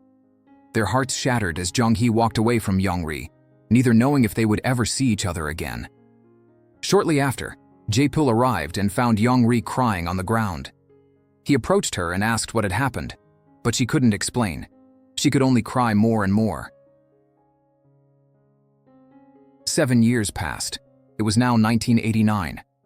Buses no longer needed conductors and transported citizens with much greater safety. Young-ri had grown into a beautiful woman with a new job. She now worked at a beauty salon, remaining as kind and gentle as ever with everyone. A friend approached her and said that the usual annoying customer had returned and once again wanted Young-ri to wash his hair. It was extremely uncomfortable to endure the strange moans he made while she washed it. Trying to keep him from coming back, Young-ri pressed down on his head firmly, deliberately trying to irritate him, but her day was about to get better. A handsome man walked in, and her friend called out, saying that her boyfriend had come to see her. The moment she saw him, Young-ri's face lit up with a bright smile. It was Jae-pil. Even though Young-ri keeps explaining that she and Jae-pil are just friends, none of her friends believe it's just friendship. The affection they show each other, the touches, the smiles, the looks, betrays them. There are definitely feelings between them, and it's certainly not just friendship. Yes, 7 years have passed, and Young-ri still hasn't had the courage to confess her feelings to Jae-pil. However, something has changed. It's no longer just a platonic love, since at some point over the years, he also fell in love with her. Unfortunately, he too has lacked the courage to confess his feelings. As for the other characters, Young-ri's mother now owns a restaurant and is happier than ever, with the house busier than before. In addition to her 4 children, 2 of Young-ri's best friends also moved in, and one of them even has a beautiful little daughter whom everyone helped raise, since the father abandoned her. Among all of them, the little girl's favorite is Sang Cheol, who spoils her in every possible way. Young-sik is close to becoming a judge, already working as an apprentice. Jong-hyun has been studying abroad and just returned to Korea to take over his father's company. Young-mi and Young-bae, Young-ri's younger siblings, are now teenagers. Young-bae looks up to his older brother and is an excellent student, unlike Jae-pil's younger sister Seri, who also took after her older brother, but only to get into trouble. She is very attached to Young-bae and always follows him everywhere. With their children growing closer, Jae-pil's stepmother and Young-ri's mother have also become great friends. Contrary to how she seemed at the beginning of the series, she has proven herself to be a loyal wife and a remarkable woman. Even after Jae-pil's father's company went bankrupt, she never left his side and now works tirelessly, knocking on the doors of wealthy people to sell her cosmetics and help pay the bills. After the bankruptcy, Jae-pil's father was so shaken that he suffered a heart attack and has been undergoing treatment at the hospital ever since. Even in this condition, he remains grumpy. The only person he listens to and who can convince him to eat properly is his favorite hairdresser, Jong-Hi. Jae-pil always brings her along to cut his father's hair at the hospital, and he enjoys her company. It's not only Jong-Hi's friends who are frustrated with the incomplete relationship between Jae-pil and Jong-Hi. His stepmother warns him that Jong-Hi is beautiful, sweet, and charming, and that someone else will surely steal her away if he doesn't act soon. Jae-pil has graduated in medicine and is now a resident at the same hospital where his father is treated. Before rushing off to an emergency, he makes sure to carefully wrap Jong-Hi up so she won't get cold outside. The next day, a colleague tells him that the upcoming medical students' night will charge a high fee for anyone who shows up without a partner, and asks Jae-pil to introduce him to that beautiful friend who always comes to cut his father's hair. At that moment, Jae-pil realizes his stepmother was right. That evening, Jong-Hi receives a phone call, and her friends immediately perk up when they hear Jae-pil's name. He tells her about the medical students' night and invites her to be his date. Her friends are ecstatic, thrilled that they're finally going on what seems like a real date. Jong-Hi tries to hide her excitement in front of them, but once she's alone, she has to clutch her chest to keep her heart from leaping out. She recalls a friend's advice to buy Jae-pil a Valentine's Day gift. Rose-shaped soaps carry meanings. The orange ones symbolize, "You are my first love." She rushes to the shop before it closes and buys an entire box of orange rose soaps. On the night of the medical students' event, Jae-pil is even more captivated by Jong-Hi's beauty. She remains shy and asks if she overdid her makeup, but he reassures her, saying she looks truly beautiful. At the entrance to the hall, Jong-Hi spots someone she thinks is Jong-Hi. She hurries after her, twists her ankle, and when she finally catches up, she realizes it wasn't Jong-Hi after all. Jae-pil sits her down on a chair and brings some ice to reduce the swelling in her ankle. Realizing that she can barely stand, he insists on taking her home. When they get out of the taxi, Jong-Hi thanks him and says he can leave now, but Jae-pil insists on walking her to the house, even if it means carrying her on his back. Embarrassed, Jong-Hi says she's too heavy. Jae-pil replies that he'll stay in that awkward position until she climbs on. Once on his back, she worries he might find her heavy, but he jokes and even runs with her, saying she feels as light as a feather. It wasn't how she had planned, but they both end up enjoying each other's company. At the farewell, Jong-Hi prepares to give him the orange rose soaps and confess that he is her first love, but she's interrupted by Jong-hyun and her brother, who are having dinner at the house. Jong-hyun greets her and says he's surprised that the once ugly girl has become such a beautiful woman. While he and Jae-pil greet each other, Jong-Hi feels disheartened for losing the perfect chance to confess. The three men go out drinking together, and Jae-pil soon realizes that Jong-hyun also has feelings for Jong-Hi. Young-sik notices the tension between them, but can only watch as they compete to see who can handle more alcohol. In the end, both of them pass out from drinking too much, leaving Young-sik to carry them back home. Meanwhile, Jong-Hi ices her ankle and recalls moments she shared with Jong-Hi, missing her deeply when Young-sik arrives with the two drunk men. Her friends never imagined they would see those two, one who studied abroad and the other a doctor, in such a state. The next morning, the two wake up in each other's arms, only to be spotted by the children of the house who had come to call them for breakfast. As Jae-pil sits at the table, Jong-Hi asks what happened, but he doesn't remember anything. Her mother pretends to be upset about having more mouths to feed, but everyone knows she actually loves it. The more, the merrier. She delights in seeing the house and the table so full. When she learns that Jae-pil only needs to go to the hospital at night, she even invites him to have lunch and dinner with them. Their meal is suddenly interrupted by an ecstatic Sang-cheol, who bursts in laughing after finding out that Jae-pil had been brought home drunk the night before, teasing his friend who must now be dying of embarrassment. During the ride, Sang-cheol can't stop laughing at him, saying he'll tease him about this mistake for the rest of his life. He only stops when Jae-pil threatens to jump out of the car. Changing the subject, he mentions that he heard Jae-pil invited Jong-Hi to the medical students' party and says Jong-Hi's friends were freaking out with happiness when they told him. Jae-pil asks why they reacted that way, and Sang-cheol reveals that everyone is rooting for the two of them to end up together. It's obvious to everyone that they're more than just friends, but they've never actually dated. So Sang Cheol asks Jae-pil to be honest. Does he really only see Young-ri as a friend? When Jae-pil finally admits he has feelings for her, Sang Cheol is so shocked by his sincerity that he nearly crashes the car. Meanwhile, Young-ri arrives at work and finds it strange that everyone is working so hard on cleaning. Her boss shows up and tells her to change clothes quickly and join the others. Once everything is spotless and all the employees are gathered, the boss explains that a super VIP client is coming.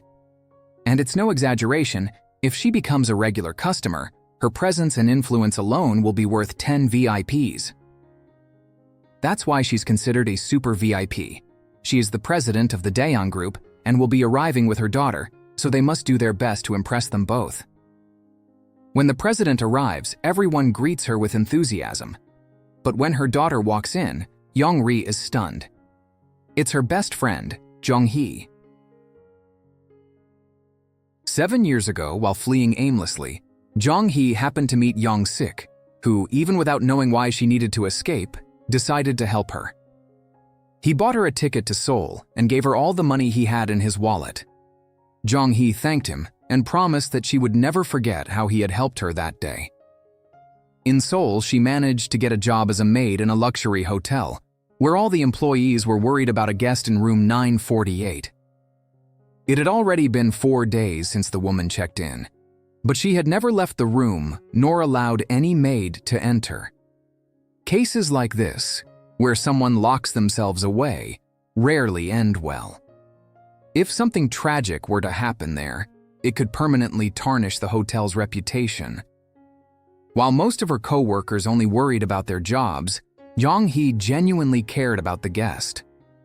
She always brought food, left it at the door, and included a note filled with kind words meant to comfort her. However, the woman never replied nor touched the food, until the day Jong-Hi finally received a note back, thanking her for caring. Terrified that the woman might have decided to end her life, Jong-Hi begged her superior to open the door. Inside, they found the woman standing at the window, ready to jump. As her boss rushed to call emergency services, Jong-Hi ran to comfort her. She revealed that she was the maid who had been leaving the notes and shared her own heartbreaking story. When her parents died in an accident, Jong-Hi's world had collapsed. Being alive felt like a punishment, and there were more sad days than happy ones. Still, she held on, believing that better days would eventually come. She pleaded with the woman not to give up, assuring her that one day, the pain she was feeling would pass. That woman turned out to be the chairwoman of the Daeon group, who had just lost the daughter she loved dearly. Fortunately, Jong-Hi's words touched her heart and saved her life. Grateful, the chairwoman often took Jong-Hi shopping and gifted her with expensive clothes. One day, a saleswoman mistakenly assumed Jong-Hi was her daughter. Before Jong-Hi could correct her, the chairwoman confirmed it herself. Later, she made Jong-Hi a proposal. She wanted to adopt her so she could truly become her daughter. In exchange, she asked Jong-Hi never to speak of her past or have any contact with people from it. Apparently, she wanted Jong-Hi to literally replace her late daughter. Since the woman had always been kind to her, and with nothing left to lose, Jong-Hi accepted. That is why now that she had reunited with Young-ri in front of her adoptive mother, Jong-Hi had to pretend not to know her. The salon owner herself was going to take care of the chairwoman's hair and asked the manager, Yong-won, to attend to the daughter. However, when Yong-won accidentally dropped a pair of scissors, Jong-Hi suffered a panic attack, triggered by the trauma of once stabbing someone in order to save Young-ri. The chairwoman became furious, but Jong-Hi quickly tried to compose herself so as not to harm the salon where her friend worked. Politely, she asked the manager to allow Young-ri to handle her hair instead. The salon owner immediately pulled Yong-won aside and handed the brush and dryer over to Young-ri. As Young-ri brushed Jong-Hi's hair, the two recalled memories of when they used to live together, smiling and enjoying the moment. When it was time to say goodbye, Jong-Ri's boss apologized to the chairwoman for the scissors incident and promised that the staff would be properly trained to prevent such accidents in the future. Jong-Hi reassured her, saying she was very pleased with the service and the final result of her hair. After the chairwoman's departure, the boss praised Jong-Ri but scolded the manager, who broke down in tears, begging for forgiveness. Meanwhile, little Soo-jin was returning from school when she spotted Sang Cheol and ran into his arms, which made Jong-bun jealous, as Soo-jin seemed to prefer him over her own mother. Sang Cheol asked whether Soo-jin had already received her second chickenpox vaccine, and became furious when he found out she hadn't. To check if the little girl had a fever, he compared her temperature with Jong-bun's. It was the very first time Sang Cheol had ever touched Jong-bun, and she felt strangely moved by how much a simple touch on her forehead affected her. But she had no time to dwell on it, as Sang Cheol immediately lifted Soo-jin into his arms and rushed her to the hospital. As Jong-Ri was leaving work, she was surprised to find Jong-Hi's chauffeur waiting for her. He drove her straight to the chairwoman's mansion, where Jong-Hi ran into her arms, hugging her tightly and confessing how much she had missed her. Still in disbelief, Jong-Ri asked if she really was Jong-Hi, and through tears, she confirmed it. After Jong-Hi told her everything about her relationship with her mother, Jong-Ri became afraid of being seen there and worried that the chairwoman might get upset. But Jong-Hi reassured her that the chairwoman was away on a business trip until next week. "It feels like a dream to be here with my best friend," Jong-Hi said, and Jong-Ri laughed, agreeing it was just like a dream before playfully pinching Jong-Hi's cheeks to make sure it was real. Jong-Hi showed her the bedroom, a princess-like space decorated entirely in pink. She admitted it wasn't really her style, but she kept it that way to please her mother. She even stopped chewing gum, something she always loved, simply because the chairwoman disliked it. Jong-Hi knew she was meant to replace the woman's real daughter, so she did everything to meet her expectations. She wanted to gift Jong-Ri one of her dresses, but Jong-Ri refused. Jong-Hi reminded her that they had always shared everything and insisted they should remain the same. Looking through some photos, Jong-Ri was delighted to discover Jong-Hi was now attending university. Jong-Hi explained it was another requirement from her mother, but admitted she was sad that Jong-Ri still wasn't enrolled in college, knowing it had always been her dream. Jong-Ri revealed she planned to apply for a night course this year since she still needed to work to help cover the family's expenses. Jong-Hi's eyes sparkled as she listened to Jong-Ri talk about her family. Her mother now ran a small restaurant in the Yongan market. Her younger siblings were already in elementary school, and Young-sik had passed the national exam, now studying at the Judicial Research and Training Institute. Jong-Hi was overjoyed, but with an uncertain tone, she asked if Jong-Ri still kept in touch with Jae-pil. Jong-Ri explained he was doing very well.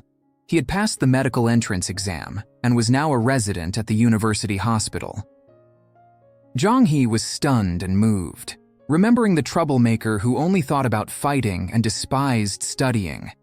Jong-Ri explained it hadn't been easy.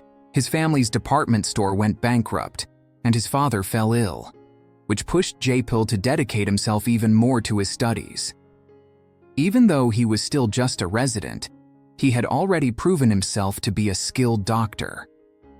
Jong-Ri asked if Jong-Hi would like to see him, but she hesitated, saying it was better not to since their breakup hadn't been pleasant.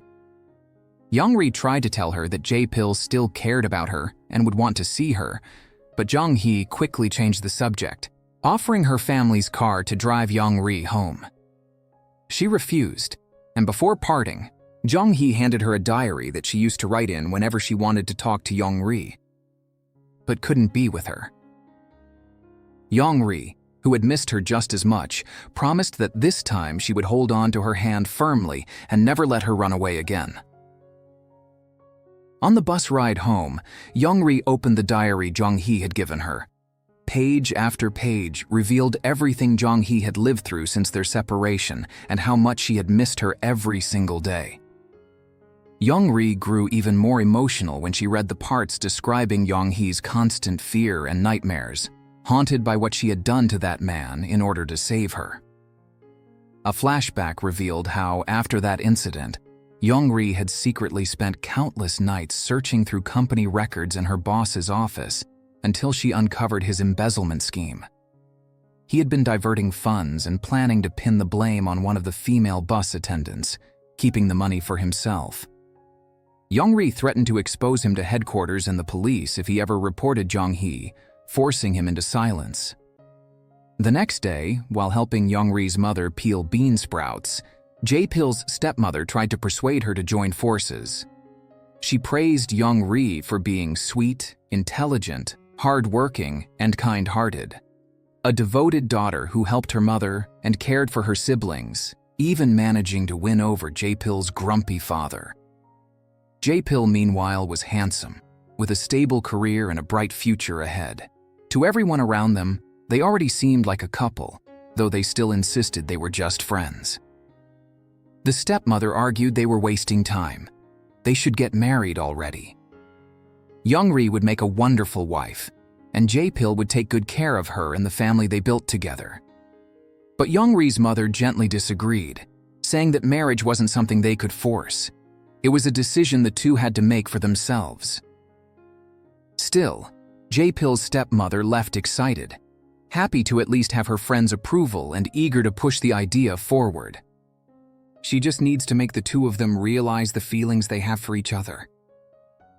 Suddenly, a man entered the restaurant, bringing flowers and a basket of fruit as a gift for Young-ri's mother, including bananas, which were considered expensive at the time. Shortly after he left, Jong-Hi walked in. At first, both she and Ho-suk didn't recognize her, but when Jong-Hi called her mother, she rushed into her arms, embracing her with tears before scolding her for disappearing without warning and not sending word all this time. Soon after, Young-bae and Young-mi arrived from school, and Jong-Hi was stunned to see how much they had grown. That evening, Young-ri and Jung-bun entered the restaurant and were surprised to find Jong-Hi cleaning tables. Young-ri's mother explained she had told Jong-Hi to stay upstairs, but Jong-Hi insisted on helping and had worked all day serving customers. After saying goodbye to Young-ri just before getting into the car, Jong-Hi was surprised by Young-sik, who had rushed over the moment he heard of her return. They went to a small cafe nearby to have some juice and catch up. Young-sik remarked that she had changed so much since the last time he saw her that he might not have even recognized her if they met by chance on the street. Jong-Hi smiled and said that he hadn't changed much, except that he had become more handsome, making him blush at the compliment. She confessed she had longed to see him again to thank him, because he had practically saved her life. Young-sik reminded her that when his mother had that accident, it was thanks to Jong-Hi's financial help that their family managed to recover. She confessed it felt like living in a dream, being able to see Young-ri, the children, their mother, and him again. Young-sik was touched by her words, but couldn't help adding that there was still someone missing, someone she surely wanted to see again. Jae-pil. With a shy smile, Jong-Hi admitted he was right. She admired how well Young-sik could read people and revealed that the only thing she had ever envied in Young-ri was having such a caring older brother like him. Even though it was meant as praise, Young-sik didn't like knowing that she only admired him as if he were just an older brother. Later that night, when Jong-Hi arrived home, she noticed a new car parked in front. Inside, her mother explained that the car had been bought for her and that from now on, she would also have her own driver. But when the man turned around, Jong-Hi was shocked. It was Jong-sik, the scoundrel who had seduced Jong-bun 7 years earlier. Back then, once Jong-bun realized he was a womanizer who pulled the same tricks with several other bus attendants, she ended things with him. Not long after, she discovered she was pregnant. At one point, she even considered abortion, But with Jong-Ri's support and that of her friends, she found the strength to give birth and raise Soo-jin. Since she never revealed the father's identity, Jong-Hi only knew he had been a flirtatious driver during her time as a bus attendant. The next morning, Jong-Hi's controlling mother reminded her she had a blind date with Hyun-woo, the second son of the Seongwoo group. Never one to disobey her mother's wishes, Jong-Hi went to the meeting. On the way, she asked Jong-sik not to mention her past to the chairwoman, and he promised that he would pretend not to know her. Meanwhile, Jae-pil's stepmother was putting her plan into action. She lied to Jong-ri, saying she needed to deliver some clothes to Jae-pil that very day, but didn't have time because she was busy with cosmetic deliveries. Jong-ri offered to stop by the hospital after work and drop them off for him. Grateful, the stepmother joked that she should make Jae-pil pay for her dinner since the hospital cafeteria food was pretty good. At the same time, Jong-Hi arrived at the Ophelia Hotel for her blind date, where she was spotted by Hyun-woo. She wasn't excited in the least, but out of respect for her mother, she sat with him and listened politely. He droned on, and she forced herself not to disobey her mother. When they finally left, Jong-Hi quickly said goodbye and tried to get into her car, but Hyun-woo invited her to see a movie together next time. She immediately replied that she would be very busy that day, though he hadn't even mentioned which day it would be. From behind the wheel, Jong-sik noticed her lack of enthusiasm and commented that the guy really did seem boring, like someone raised inside a bubble. As he spoke, Jong-Hi caught sight of the university hospital where Jae-pil worked, and without hesitation, asked him to turn around. Moments later, as they pulled up to the entrance, she saw Jae-pil walking out. It was the first time in 7 years she had seen him. She took a deep breath and prepared to step out of the car to greet him, only to freeze when Jong-ri appeared, walking toward him with a smile. The atmosphere between them was completely different now. Jong-ri handed him his clothes as though it were the most ordinary thing in the world. Their closeness was undeniable. Jae-pil even teased her, asking if she was the one who had chosen his underwear. From a distance, Jong-Hi watched, heart heavy, as he joked and played with Jong-ri in the exact same way he once had with her when they were dating. Jong-ri was no longer the shy girl she used to be. She even demanded that he buy her dinner, and Jae-pil happily agreed. For Jong-Hi, it became painfully clear. It was only a matter of time before they ended up together. Resigned, she gave up on the idea of approaching him. Later, in the cafeteria, the growing intimacy between Jong-ri and Jae-pil became even more obvious. They exchanged bites from their plates without a word, already knowing each other's tastes. Despite Jong-hi's insistence that she didn't want to see him, Jong-ri felt it was wrong to keep her return a secret. She was just about to tell him when an emergency call interrupted the moment. Apologizing, Jae-pil told her he couldn't finish their meal, but promised he would take her out to dinner the next day.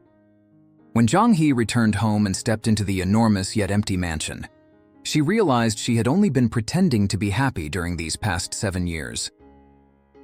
Meanwhile, Jong-sik slipped out quietly, and it was clear he hadn't changed at all. He had taken his employer's car without permission and went out to flirt with women on the street.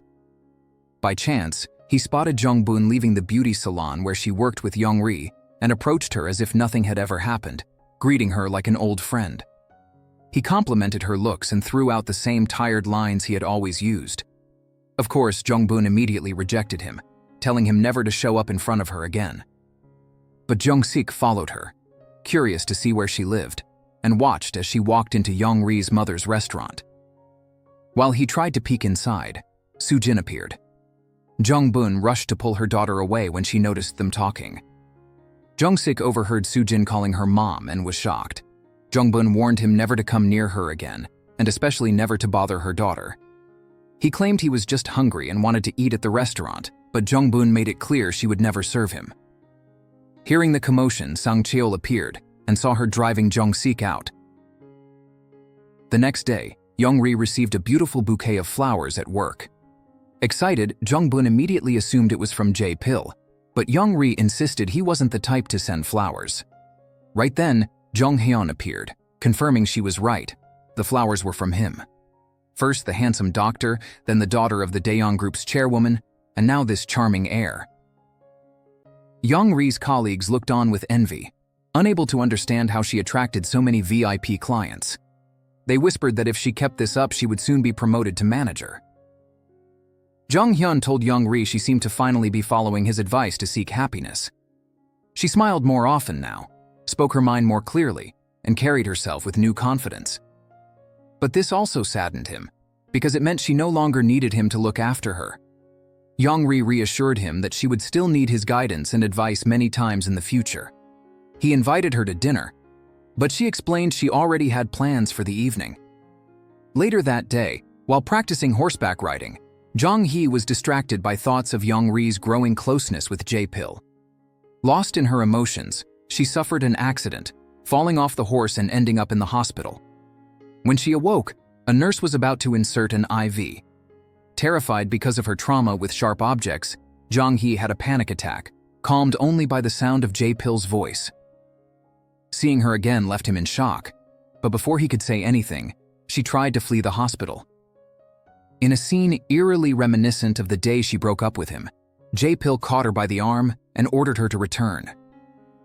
She insisted she was fine and only wanted to go home, but he held her back firmly, this time speaking as a doctor, telling her she was badly injured from the fall and needed further tests. Then, switching to the voice of an ex-boyfriend, he told her she hadn't changed at all, still running away without giving him any explanation.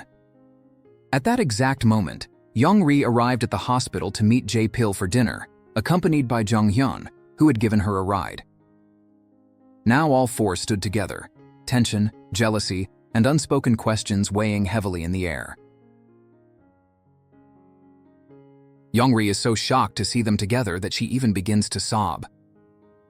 Sensing the tense atmosphere, Jong-Hyun steps in and while greeting Jong-Hi, gives Jae-pil a look, silently urging him to let go of her arm because it's hurting Jong-Hi.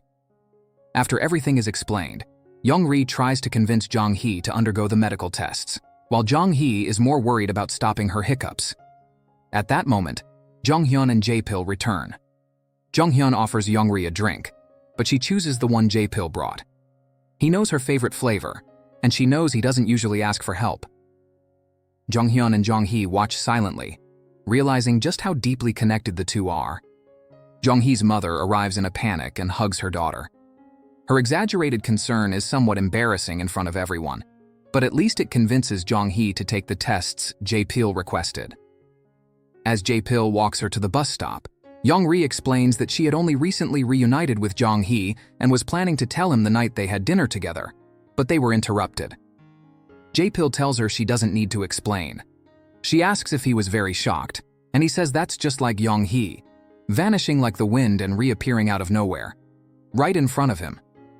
Jong-Hi tries to hide her worry and fear that he might still have feelings for Jong-Hi, but after she boards the bus and waves goodbye, her expression changes completely. Later, Jae-pil visits Jong-Hi in her VIP hospital room and explains that since it's already late, the tests will be done early the next morning. He reassures her that her needle phobia has been noted and she doesn't need to worry. As he says goodbye, he tells her to call the nurse if she needs anything. Jong-Hi asks him to stay a little longer and inquires about how he's been. Jae-pil confirms he's doing fine, and she admits she was surprised when Jong-Hi told her he had become a doctor. Seeing him now in a white coat feels even more surreal. In her memories, he always wore a school uniform or boxing gloves. She imagines how much he must have studied and worked hard to be where he is. Jae-pil simply says he had no choice, so he gave it his all. They are interrupted by a nurse who comes in to check her blood pressure. As Jae-pil leaves the room, Jong-Hi watches him go, wishing she would never have to be apart from him again. Meanwhile, Young-sik meets up with Jong-Hyun, who invited him out for drinks. It's clear to Young-sik that something is bothering his friend. When asked what's troubling him, Jong-Hyun admits he feels like they're in the calm before the storm. Young-sik asks him to clarify, and when Jong-Hyun explains that the storm he's referring to involves Jong-Hi, Jong-Hi, and Jae-pil, Young-sik not only understands, but shares the same concern. And they are right to be worried, because at that very moment, the girl Jong-Hyun likes and the girl Young-sik likes are still in love with the same man, torn between love and friendship.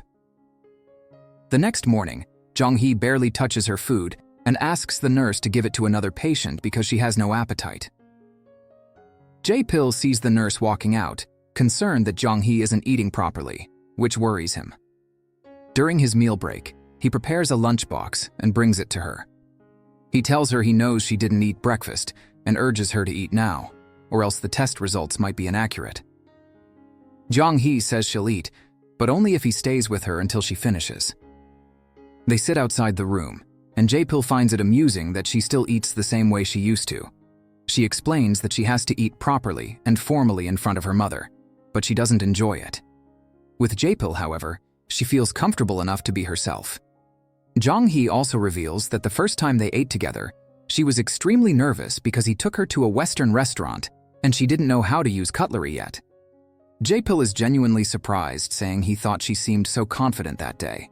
He smiles when she admits she worked hard to hide it, and she feels happy to finally see him smile again.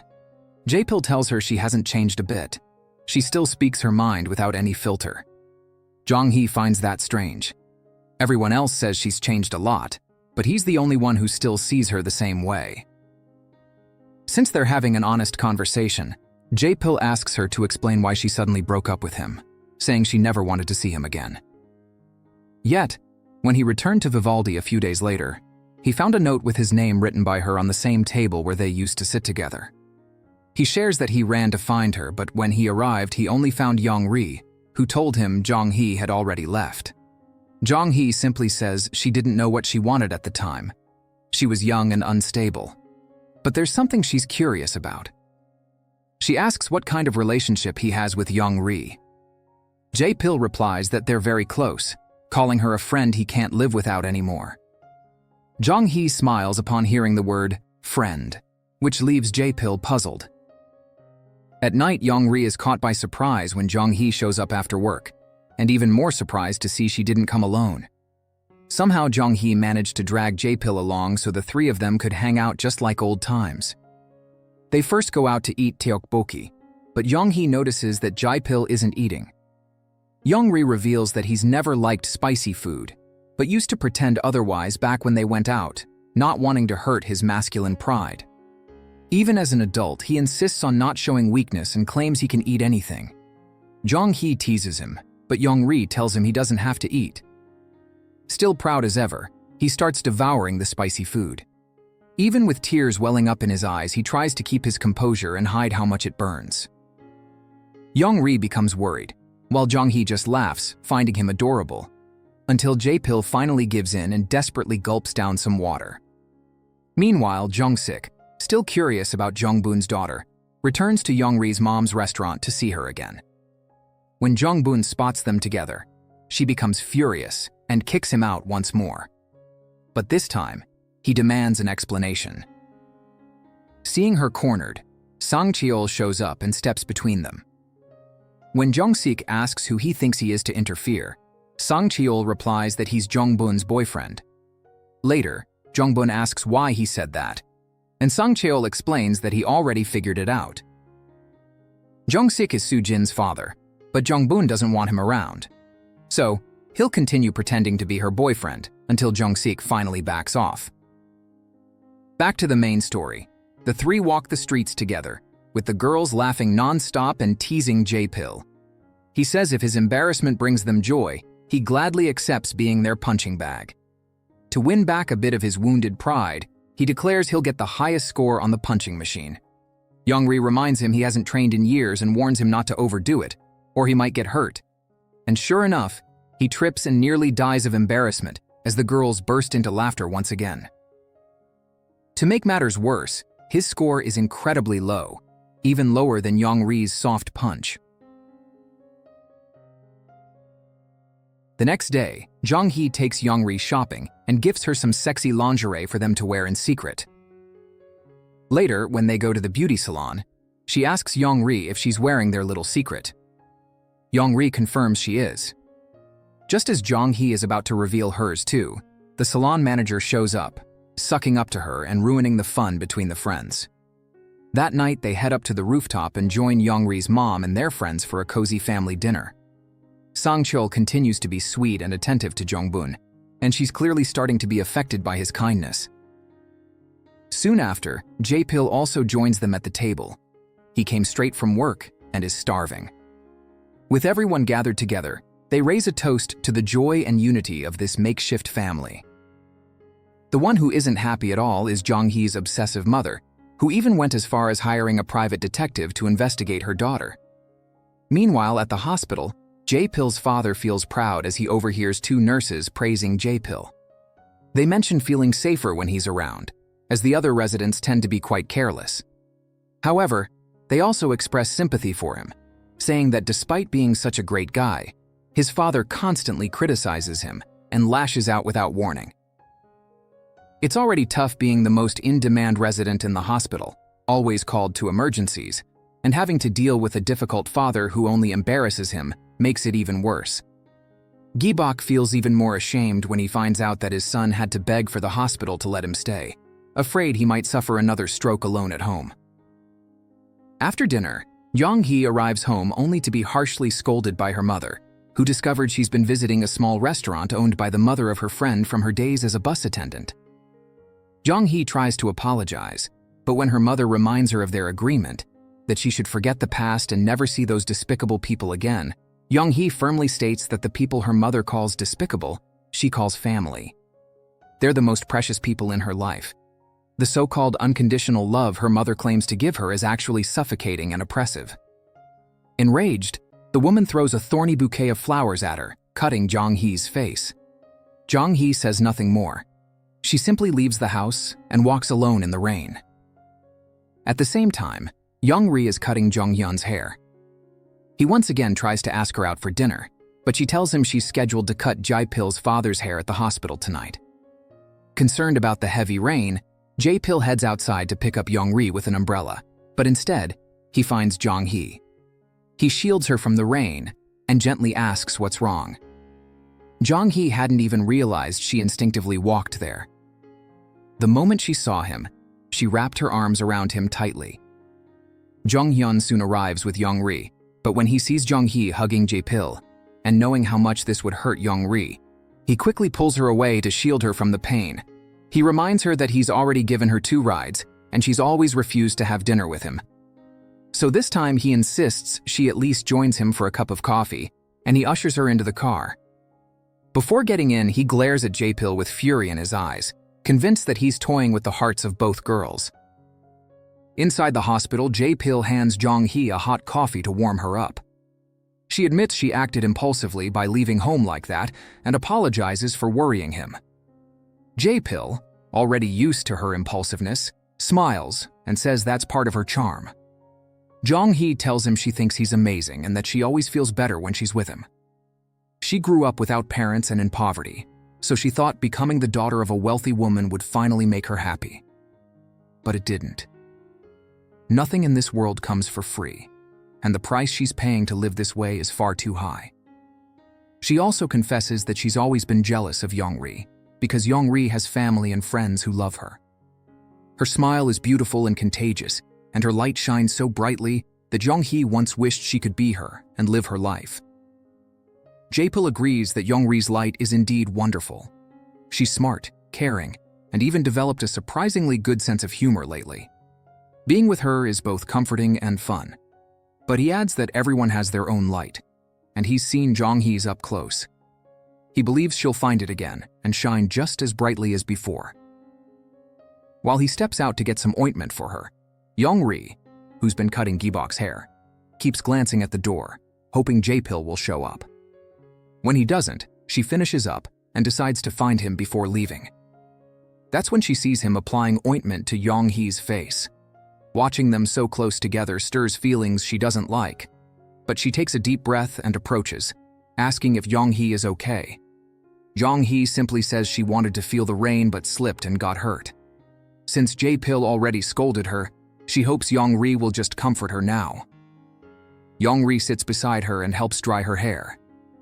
Jae-pil apologizes for not showing up earlier, and Young-ri tells him he needs to talk to Gi-bok because he seems really down.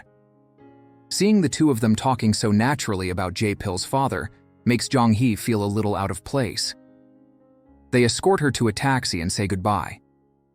After Jong-Hi leaves, Jae-pil offers to walk Jong-Ri to the bus stop, but this time she refuses and asks him to go talk to his father instead. Left alone, Jong-Ri can't stop the ache in her chest. She's been in love with Jae-pil since the first time she saw him and always believed he was her destiny. But now, she fears that he might actually be Jong-Hi's destiny, and that she's just the bridge that will bring them together. Lost in thought, she misses her bus and has to run to catch the next one. Back home, Jong-Hi apologizes to her mother for her behavior and says she'll go to her room. Her manipulative mother then implies that if Jong-Hi ever leaves her, she'll have no reason to live anymore, threatening to finish what Jong-Hi stopped her from doing long ago. Feeling suffocated, Jong-Hi can't stop thinking about Jae-pil, desperately wanting to run to him again. He is her safe haven, and she has finally made her decision. She opens a drawer where she had hidden the sneakers he gave her as a gift. She puts them on and, looking at herself in the mirror, realizes they're no longer stiff like the first time she wore them. Meanwhile, Jong-Ri is struggling to focus on her studies.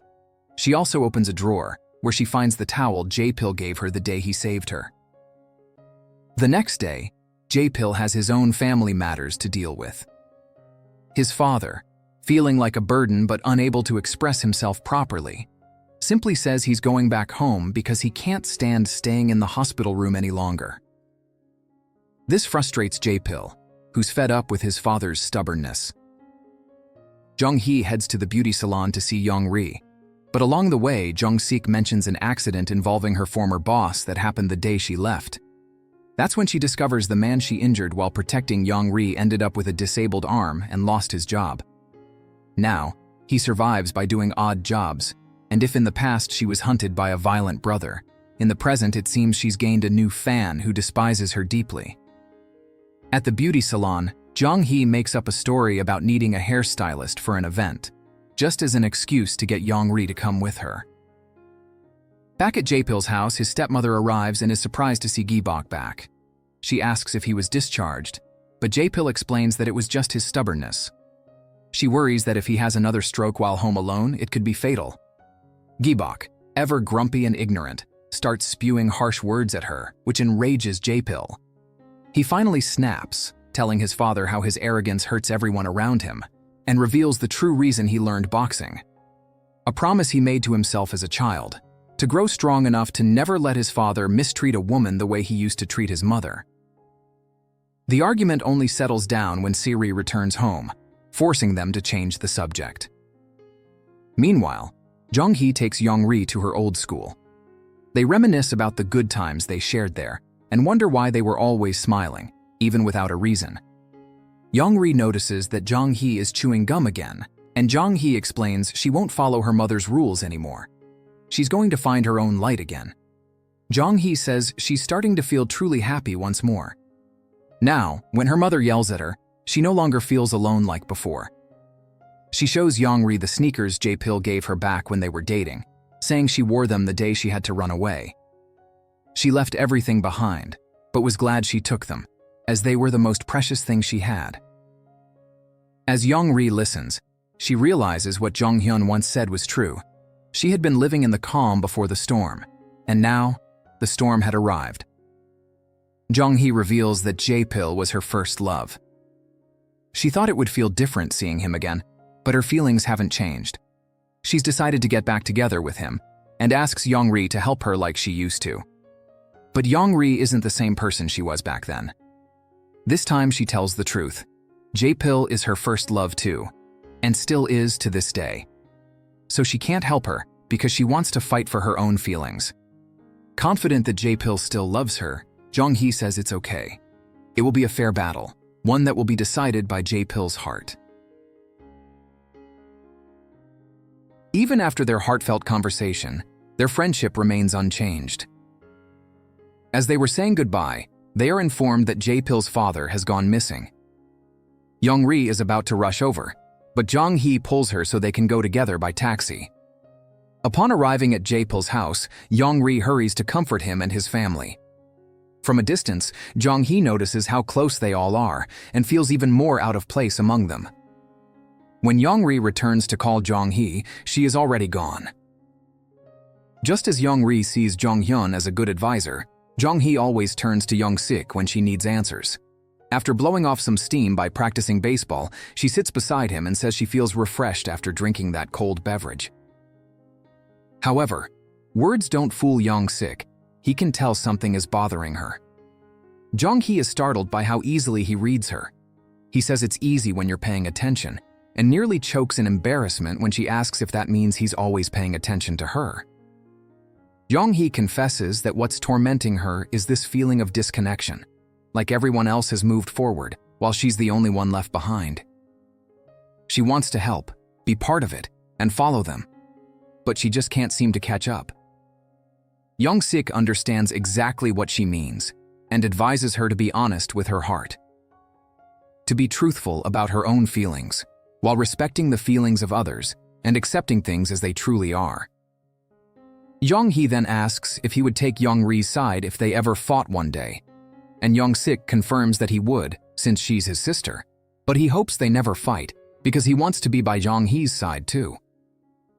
At Jae-Pil's house, his sister is crying uncontrollably, feeling guilty for their father running away. She says she wanted to go to Young-Bae's house, but got angry and yelled at their father because she had to stay home to take care of him.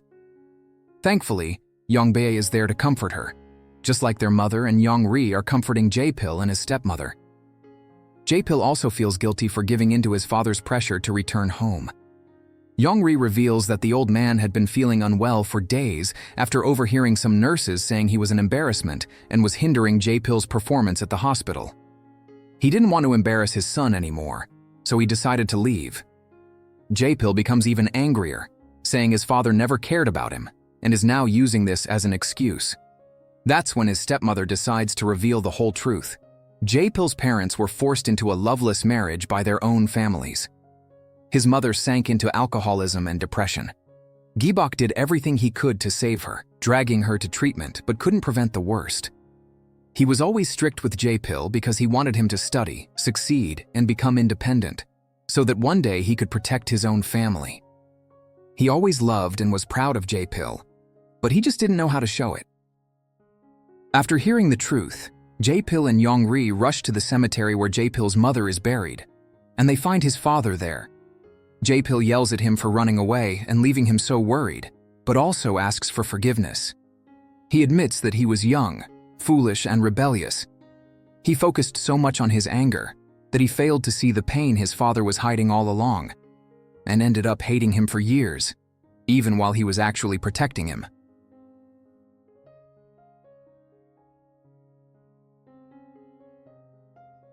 The next day, everyone at the hospital strangely thanks Jae-Pil for the snacks. It's only when he runs into Jong-Hi that he realizes what's going on. She brought sandwiches for everyone and hinted that she's his girlfriend. Jae-Pil tries to explain they're just friends, but Jong-Hi interrupts and says she brought the snacks to thank everyone for treating her so well during her visits. His co-workers comment on how lucky Jae-Pil is to have such a pretty and thoughtful girlfriend.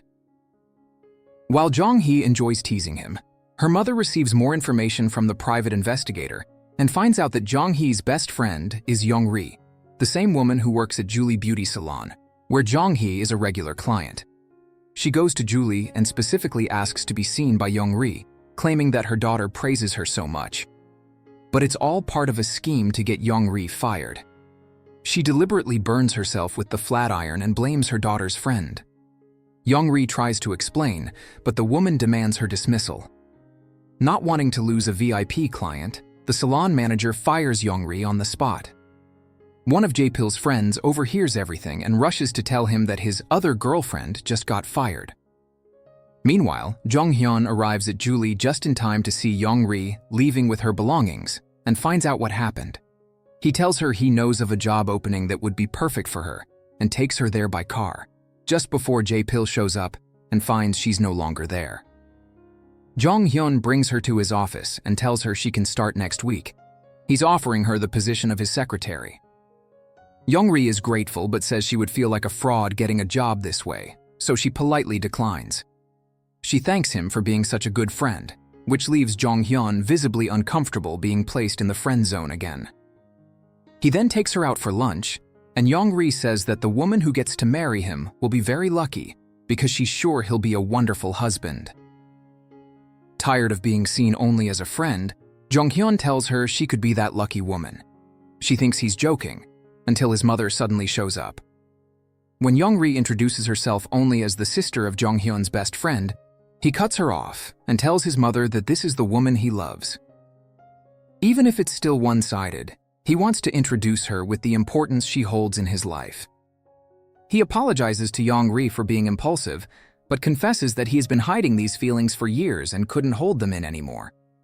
Before she can say anything, he tells her he doesn't want her answer just yet. He only asks that she stop seeing him solely as a friendly advisor and start seeing him as a man. She completely understands his side, but asks to take the bus home. When she arrives, Jae-pil is waiting for her, worried that she might be out drinking until she passed out after being fired. His wild imagination makes her laugh. Young-ri says he must be hungry and invites him to eat ramen with her. She removes the green onions he dislikes, and he seasons hers just the way she likes it. He tries to comfort her about the dismissal, but Young-ri says she's okay with it. She now has enough experience to apply for a bigger company with better pay. Jae-pil tells her he's confident she'll succeed because she's someone who instantly captivates people. So acing a job interview should be easy. The next day, she heads to one of the biggest beauty salons in the country for her first job interview. Just as Jae-pil predicted, the owner of Michelle's salon loves Young-ri's sincerity and cheerful personality. At home, everyone waits eagerly until Young-ri arrives with great news. She got the job. While celebrating with her family, she rushes to answer a call from an anxious Jae-pil. She tells him she was hired, which makes him truly happy for her. She invites him to come celebrate with her, but he already has plans that night, drinking with Young-sik and Jong-hyun. When Young-sik steps away for a moment, Jong-hyun gets real with Jae-pil and confesses he has feelings for Young-ri. He's tired of Jae-pil's indecisiveness, which is hurting both Young-ri and Jong-Hi. Jong-hyun tells him he needs to make a choice, because if he doesn't, Jong-hyun will go all in to win her over. The next morning, while the three drunken guys are still asleep, Young-ri is already getting ready for her first day at her new job. At Michelle's salon, Manager Oh gives her a tour of the place and explains the main rules and work schedule. Then, the boss calls an urgent meeting and announces that there will be 2 external events today. She tells the team to bring the new girl along so she can gain experience. Manager Oh informs Young-ri that one of the events will start in the afternoon and asks her to head over early to prepare everything. Since the event is in another city, Young-ri has to rush to the bus terminal, but unfortunately she misses the last bus. Desperate, she calls home and asks her mom to contact Sang Cheol for a ride. Jong-hyun happens to be nearby and offers to take her instead. Young-ri is surprised to see him, but she's too late to hesitate. Meanwhile, the owner of Julie invites Jong-Hi and her mother for a meal, during which she invites Jong-Hi to represent the salon in the Miss Korea pageant.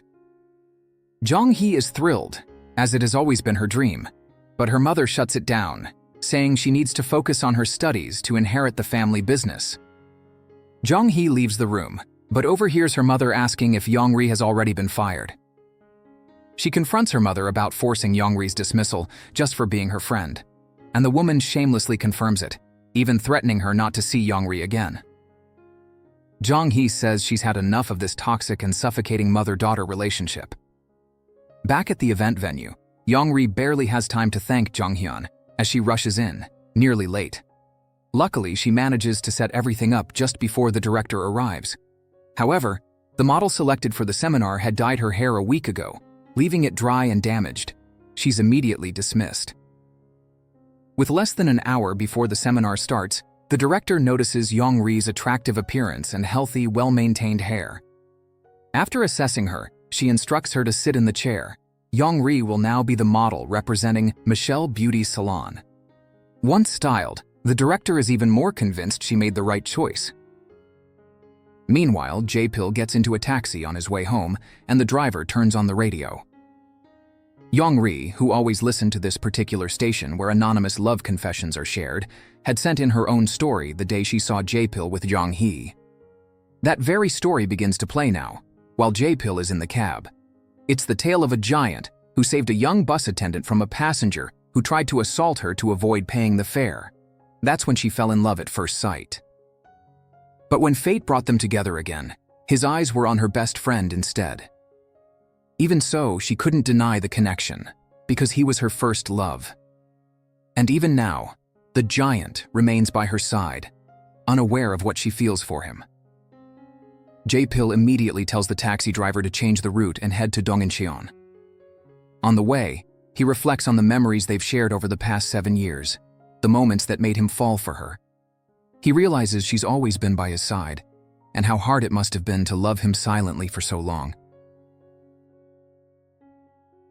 Jong-Hi is in her room when someone knocks at the door. When she opens it, she's shocked to see Jae-pil. He takes her to see the ocean, and Jong-Hi is finally ready to confess her feelings. But Jae-pil gently interrupts and asks to speak first. He says that from the moment they met until now, she's been by his side through every hardship. She's been his support and the source of his strength. He can't even imagine a life without her anymore, so he can no longer label her as just a friend. He loves seeing her smile, talking to her, getting phone calls from her, hearing her ask if he's okay. He cherishes every moment they share because Jong-Hi is the woman he loves. Jong-Hi responds that she was the first one to meet him, and she has loved him ever since. Her words are cut off by a kiss she had only ever dreamed of. But now it's real, and far more intense than she could have ever imagined.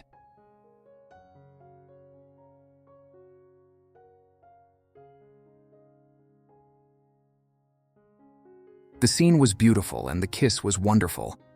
But unlike us, one particular person didn't enjoy what she saw. After realizing she had lost Jae-pil to her best friend, Jong-Hi woke up the next morning with a different look in her eyes, and it was clear that something had changed in her. As always, she sought out Young-sik to clear her mind. It didn't take long for him to notice that she wasn't well, so he invited her to sit for a while and gently asked her to share what was bothering her. Even Jong-Hi herself couldn't quite describe what she was feeling.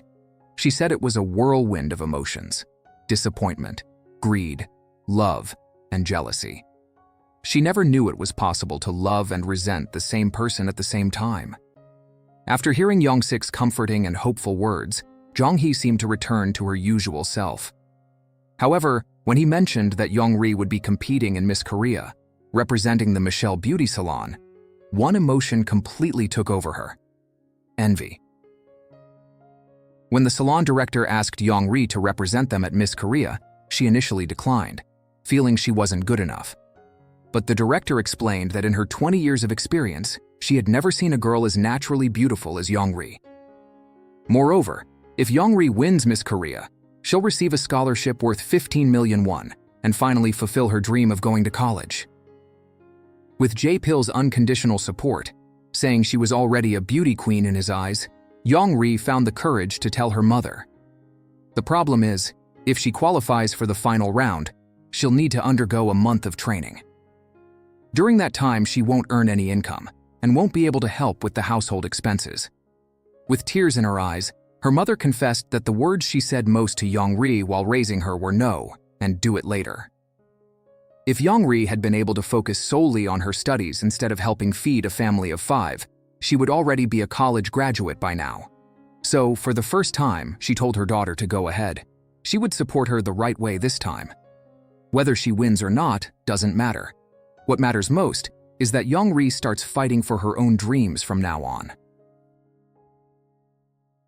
Jong-Hi visits her mother at work and says that becoming Miss Korea has always been her dream.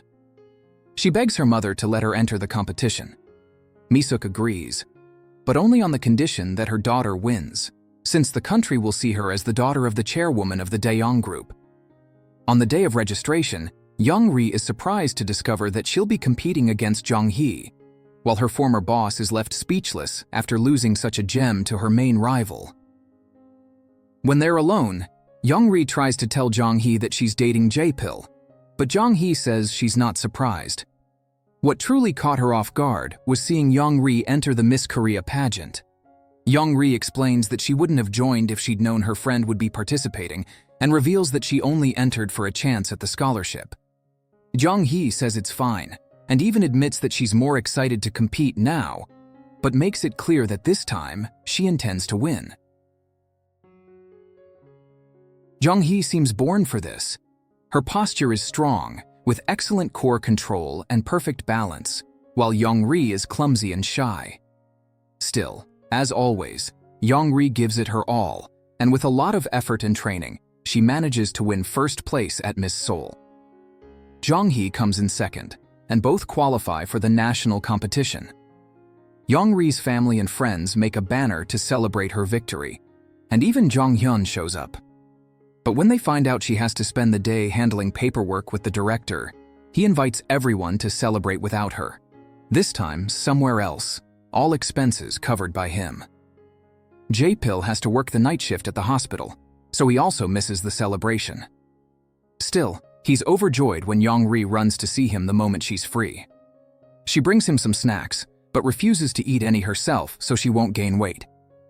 Jae-pil tells her she needs to eat to keep her chubby cheeks, which he says are the secret to her beauty. Jong-Ri can't resist, and the two burst into laughter at how weak she is when it comes to food. But Jae-pil is worried he won't survive a whole month without seeing her. He stares at her lovely face, wanting to savor every second together. After their meal, Jae-pil drives her home. Once there, neither of them wants to say goodbye, so Jong-Ri says that since he always walks her home, this time she'll walk him to his place. When they arrive at his house, he insists it's too late for her to go back home alone and says he'll walk her back. When they finally run out of excuses and must say goodbye, Jong-Ri says that now she wants to look at his face carefully because she'll miss him so much. Jae-pil surprises her with a kiss on the forehead. Since he kissed her without warning, she gets revenge with a little kiss on his cheek. Jae-pil refuses to lose this battle and smothers her with kisses, only stopping when he sees Jong-hyun's car parked in front of them, with her entire family inside watching them kiss.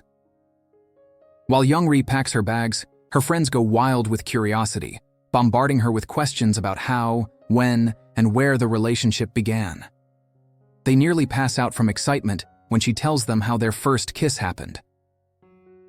Even knowing how important this competition was to Jong-Ri, a scholarship that could change her friend's life, Jong-Hi was blinded by rage.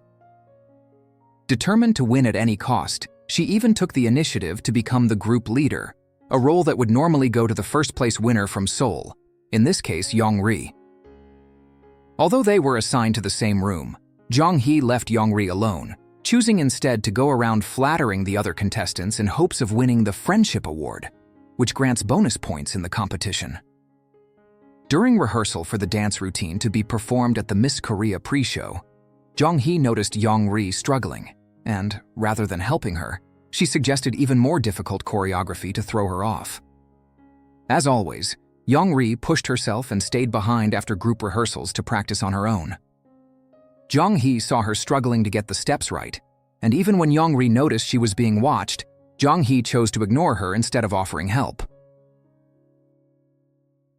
Thankfully, Jong-Ri's persistence paid off, and with a lot of effort, she slowly found her rhythm. But it seems the negative karma Jong-Hi has been accumulating is starting to come back around. Her violent brother was released from prison and teamed up with the former manager of Cheonga Transport after seeing Jong-Hi on TV and learning she had been adopted by the chairwoman of the Daeyoung group. They tried to blackmail her, but Mi-suk had already uncovered Jong-Hi's full past, including the brother. However, learning about the ex-manager, who had been stabbed by Jong-Hi with a pen, resulting in permanent shoulder damage and the loss of any chance at a decent job, was news to both Mi-suk and Jong-Hi's brother. Even so, Mi-suk refused to give in to blackmail and chose to ignore them. After several days of intense rehearsals, the Miss Korea contestants were finally granted half a day off. Jong-Ri's family rushed to welcome her the moment they saw her, and her mother prepared a true feast in her honor. During the meal, everyone pampered her with attention and affection. Still, Jong-Ri couldn't stop glancing at the clock. She had little time before heading back, and he was already late. Unfortunately, Jae-pil was stuck in a mandatory seminar and couldn't join them for the meal. That night, Jong-Ri had to rush back to the university, but she stopped when she heard Jae-pil calling her name. He ran up to her to shield her from the rain and tried to explain that the seminar ended very late, but was cut off by her tight embrace. He hugged her back and said how much he had missed her. Since he couldn't attend the feast her mother had prepared, He brought her favorite snacks so they could eat together. When Jong-Hi arrived, she saw them exchanging sweet words, making silly couple jokes, eating and having fun. She stepped away, but when she saw her mother, she rushed to greet her, only to be met with a slap in the face. Mi-suk revealed that Jong-Hi's brother and the former manager of Cheonga Transport had come to the company to blackmail her with Jong-Hi's shameful past. Mi-suk told her she would handle everything and cover for her. But now it was Jong-Hi's obligation to win the Miss Korea crown. Only then would the humiliation she endured be worth it. After the harsh words, as Mi-suk walked away and Jong-Hi turned around, she saw Young-ri standing there. Young-ri tried to talk to her, but Jong-Hi pushed her away and told her to leave her alone.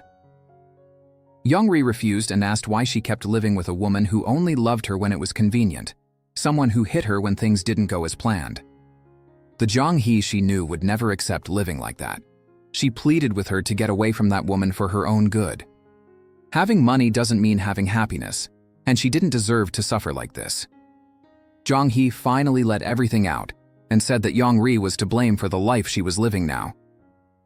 She had been happy working as a bus attendant because, on her days off, she would go to Young-ri's house and be warmly welcomed by her mother and siblings.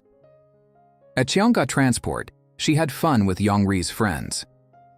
And when she fell in love with Jae-pil and was truly happy for the first time in her life, she ended the relationship, said things she didn't mean, all because of Young-ri. Young-ri asked why she blamed her for the breakup with Jae-pil, and Jong-Hi confessed that the moment she realized Young-ri had feelings for him too, she ended things.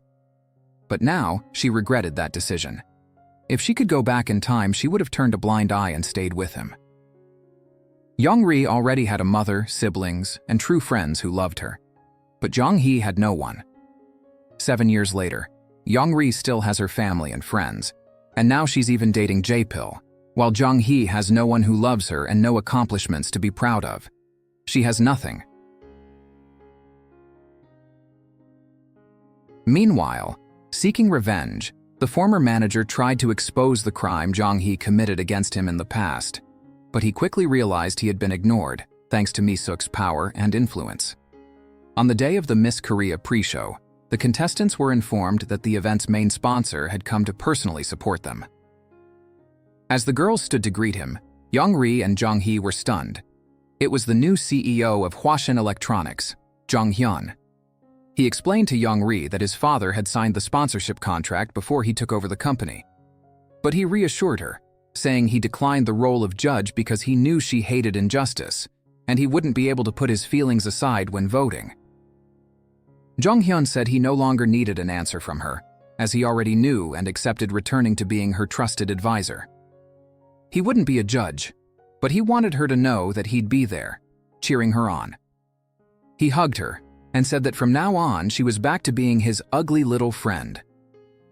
During the performance, all the girls executed the choreography perfectly.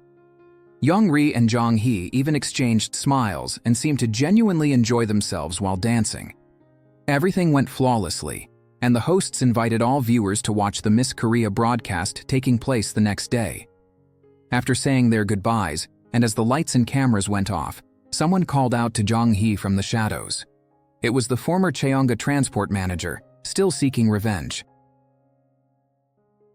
The shock of seeing Mr. No right in front of her is so overwhelming that Jong-Hi faints, leaving Young-ri in a panic. Upon waking from a nightmare, Jong-Hi tells Young-ri that she saw Mr. No and believes he's out for revenge. Young-ri tries to calm her down, but Jong-Hi is terrified.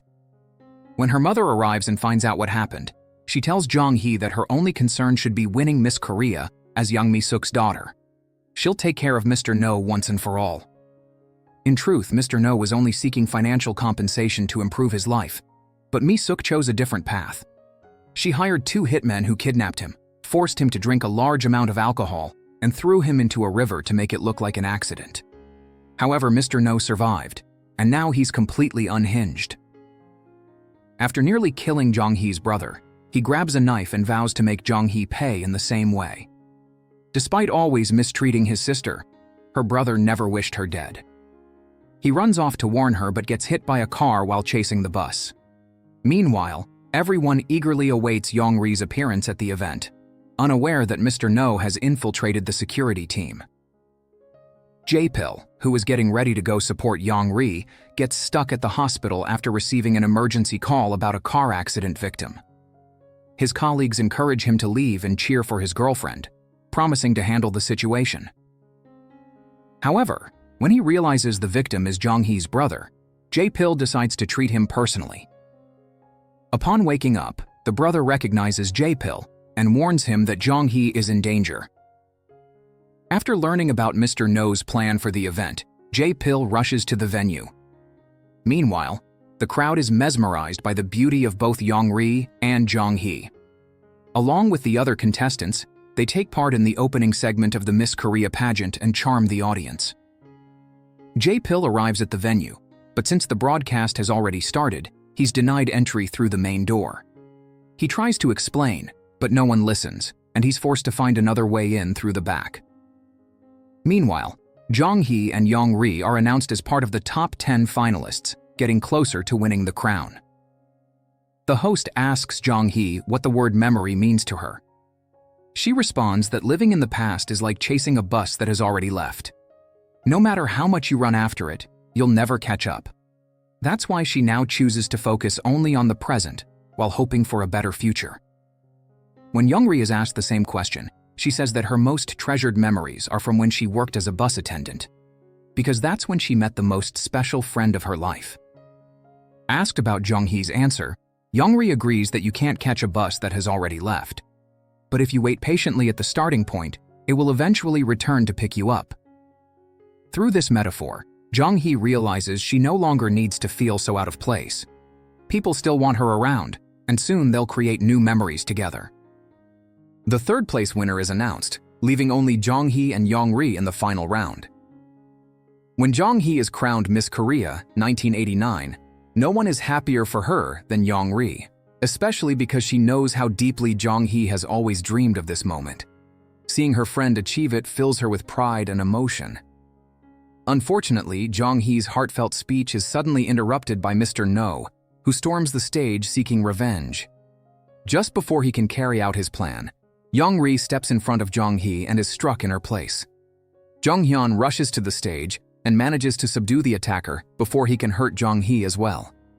Jong-Hi sobs as she watches her best friend lying unconscious on the floor, just as Jae-pil arrives to provide emergency care. As she slowly loses consciousness while looking at her friend, Jong-Ri's only wish is for Jong-Hi to fulfill all her dreams and be happy, even if they can no longer be together. Jong-Ri falls into a coma, and her mother visits her every day to care for her. Jae-pil insists that she go home and rest, assuring her that he will take good care of Jong-Ri. Meanwhile, Jong-Hi is unable to forgive herself for what happened. One night, while drinking alone at a bar, she is recognized by two men who try to get her to join them. When she coldly rejects them, they become aggressive, but thankfully, Young-sik arrives just in time and drives them away. Outside the bar, Jong-Hi tells him that it's okay if he hates her for what happened to Jong-Ri, because she hates herself too. Young-sik responds that he doesn't know what occurred between the two of them, but neither he, his family, nor even Jong-Ri would ever hate her. He pleads with her to stop blaming herself. Jong-Hi confesses that she's terrified Jong-Ri might never wake up, and that she'll never see her again. She admits that Jong-Ri is the person she loves most, but the last thing she told her was that she hated her. Young-sik hugs her and gently says that she'll have the chance to tell her she loves her in person when Jong-Ri wakes up. When Jong-Hi returns home, she overhears Mi-suk nervously speaking on the phone, asking if the hitmen she hired had managed to flee the country. Jong-Hi blames her for provoking the rage of a desperate man, which ultimately led to Jong-Ri's coma. She says that this kind of obsessive and extreme protection was never love. Mi-suk tries to stop her from leaving, but Jong-Hi firmly declares that their mother-daughter charade ends here. Moments after Jong-Hi walks out, the police arrive. Mr. No has confessed everything, and the men Mi-suk hired have been captured, exposing her as the one who ordered the attack. Jong-Hi stands outside Jong-Ri's mother's restaurant until the woman appears and invites her in. She tells Jong-Hi that if she truly wants to apologize to Jong-Ri, then she can stay in her room and wait for her to wake up and return home. Inside the room, Jong-Hi sees the photos Jong-Ri kept of them together and breaks down in tears, terrified that she may never see her smile again. Meanwhile, Jong-Ri is reliving some of the happiest moments she shared with Jong-Hi and Jae-pil. But when she turns around to celebrate the perfect skip of a stone across the water, they're all gone. Alone and frightened, she wanders through the trees and mist, unable to find them. Thankfully, in reality, Jae-pil gently places headphones on her and plays the song he used to listen to with his mother during childhood, now their special song. As the music reaches her ears, Jong-Ri runs toward the sound, calling out for Jae-pil. She opens her eyes, and the nurse quickly rushes out to call him. Seeing her awake, Jae-pil phones her mother, who breaks down in tears of relief. Jong-Hi, too anxious to wait for Sang Cheol to drive her, takes off running to the hospital on foot. A year later, Jong-Hi has given the scholarship she received for winning Miss Korea to Jong-Ri, who is now fulfilling her dream of going to college. Jae-pil is now a licensed doctor and picks her up by car. They're already running late for the wedding. Well, the main storyline was so intense, there was hardly time to talk about the resolution of the secondary couple. After discovering that Soo-jin was his daughter, Jung-sik began trying to get closer to her. Even though Sang Cheol loved her deeply, he didn't feel it was fair to stop a father from trying to bond with his daughter. So when Jung-boon had to go to work and left Soo-jin in his care, Sang Cheol allowed Jung-sik to take her shopping for clothes. However, the little girl didn't want to be with Jung-sik. She wanted to be with Sang Cheol, who had promised to fly kites with her. When Jung-sik realized this, Soo-jin had already disappeared. Everyone searched for her in a panic, and a furious Jung-boon begged Jung-sik to leave them alone, saying she never needed him to raise Soo-jin. At that moment, Sang Cheol spotted a kite in the sky and ran toward it. He found Soo-jin at the playground, and she hugged him tightly, clearly frightened. Jung-boon ran to them, and when Jung-sik saw the three of them embracing like a real family, he finally understood that his presence was only disrupting their lives. In a sincere conversation with Sang Cheol, Jung-sik said he would step away and asked Sang Cheol to take good care of Jung-boon and Soo-jin, because he no longer felt worthy of being her father. Now that he's about to get married, Sang Cheol is so nervous he starts hiccuping uncontrollably. Ho-suk asks Jae-pil to do something, but he explains that it's psychological, nothing a doctor can cure. Still, he tries to help his friend calm down by guiding his breathing, but it doesn't work. Sang Cheol gets so nervous he feels like throwing up and runs to the bathroom, chased by his bride, who thinks he's trying to escape. Ho-suk and Jong-Hi also run after him, but Jae-pil holds Jong-ri back. He hugs her from behind and she gets flustered, worried someone might see them. She asks why he's doing that. Jae-pil replies that there's no reason. He simply can't stay away from her. He tells her he wanted to give this to her after they got married, but he can't wait any longer and gifts her a beautiful necklace. He reveals he actually wanted to give her an engagement ring, but knows it's still too soon. However, once she finishes her studies, they'll get married. Since he can't give her a ring yet, the necklace will serve as a reminder of his love and a way to keep anyone else from stealing her away. She silences him with a soft kiss, which he deepens with passion.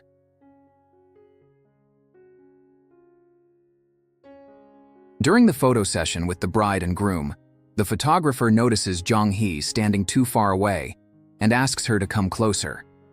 Jung-sik pulls her toward him, and his mother smiles, happy to see the two growing closer. After the photo, the photographer announces that whoever wants to be the next to marry should step forward to catch the bouquet. Even though Jong-ri is the only one who steps forward, the bouquet is thrown too high for her to catch. But as it lands perfectly in Jae-pil's arms, it ends up the same, prompting laughter from everyone. While guests take more photos with the newlyweds, Jong-sik watches from afar, tearfully wishing happiness for Jung-boon and Soo-jin. The couple then departs for their honeymoon, with Sang Cheol promising to do his best to bring a new baby into the family. After they leave, Jong-ri invites Jong-Hi and Jae-pil to go to the beach with her. The trio's dynamic hasn't changed much. They still laugh and play like old times, with the girls teasing Jae-pil. Pretending to be annoyed, he drops their bags and storms off, expecting them to chase him. but they shout back that they won't chase him anymore. Now it's his turn to run after them. And so he does. The series closes with J-Pill running after the two girls along the shore, their laughter echoing across the waves. It's a simple moment, but in that moment, everything is complete. Because some memories are not made of grand events or perfect plans, but of people who stay, people who heal, who forgive, and who choose to keep loving despite it all.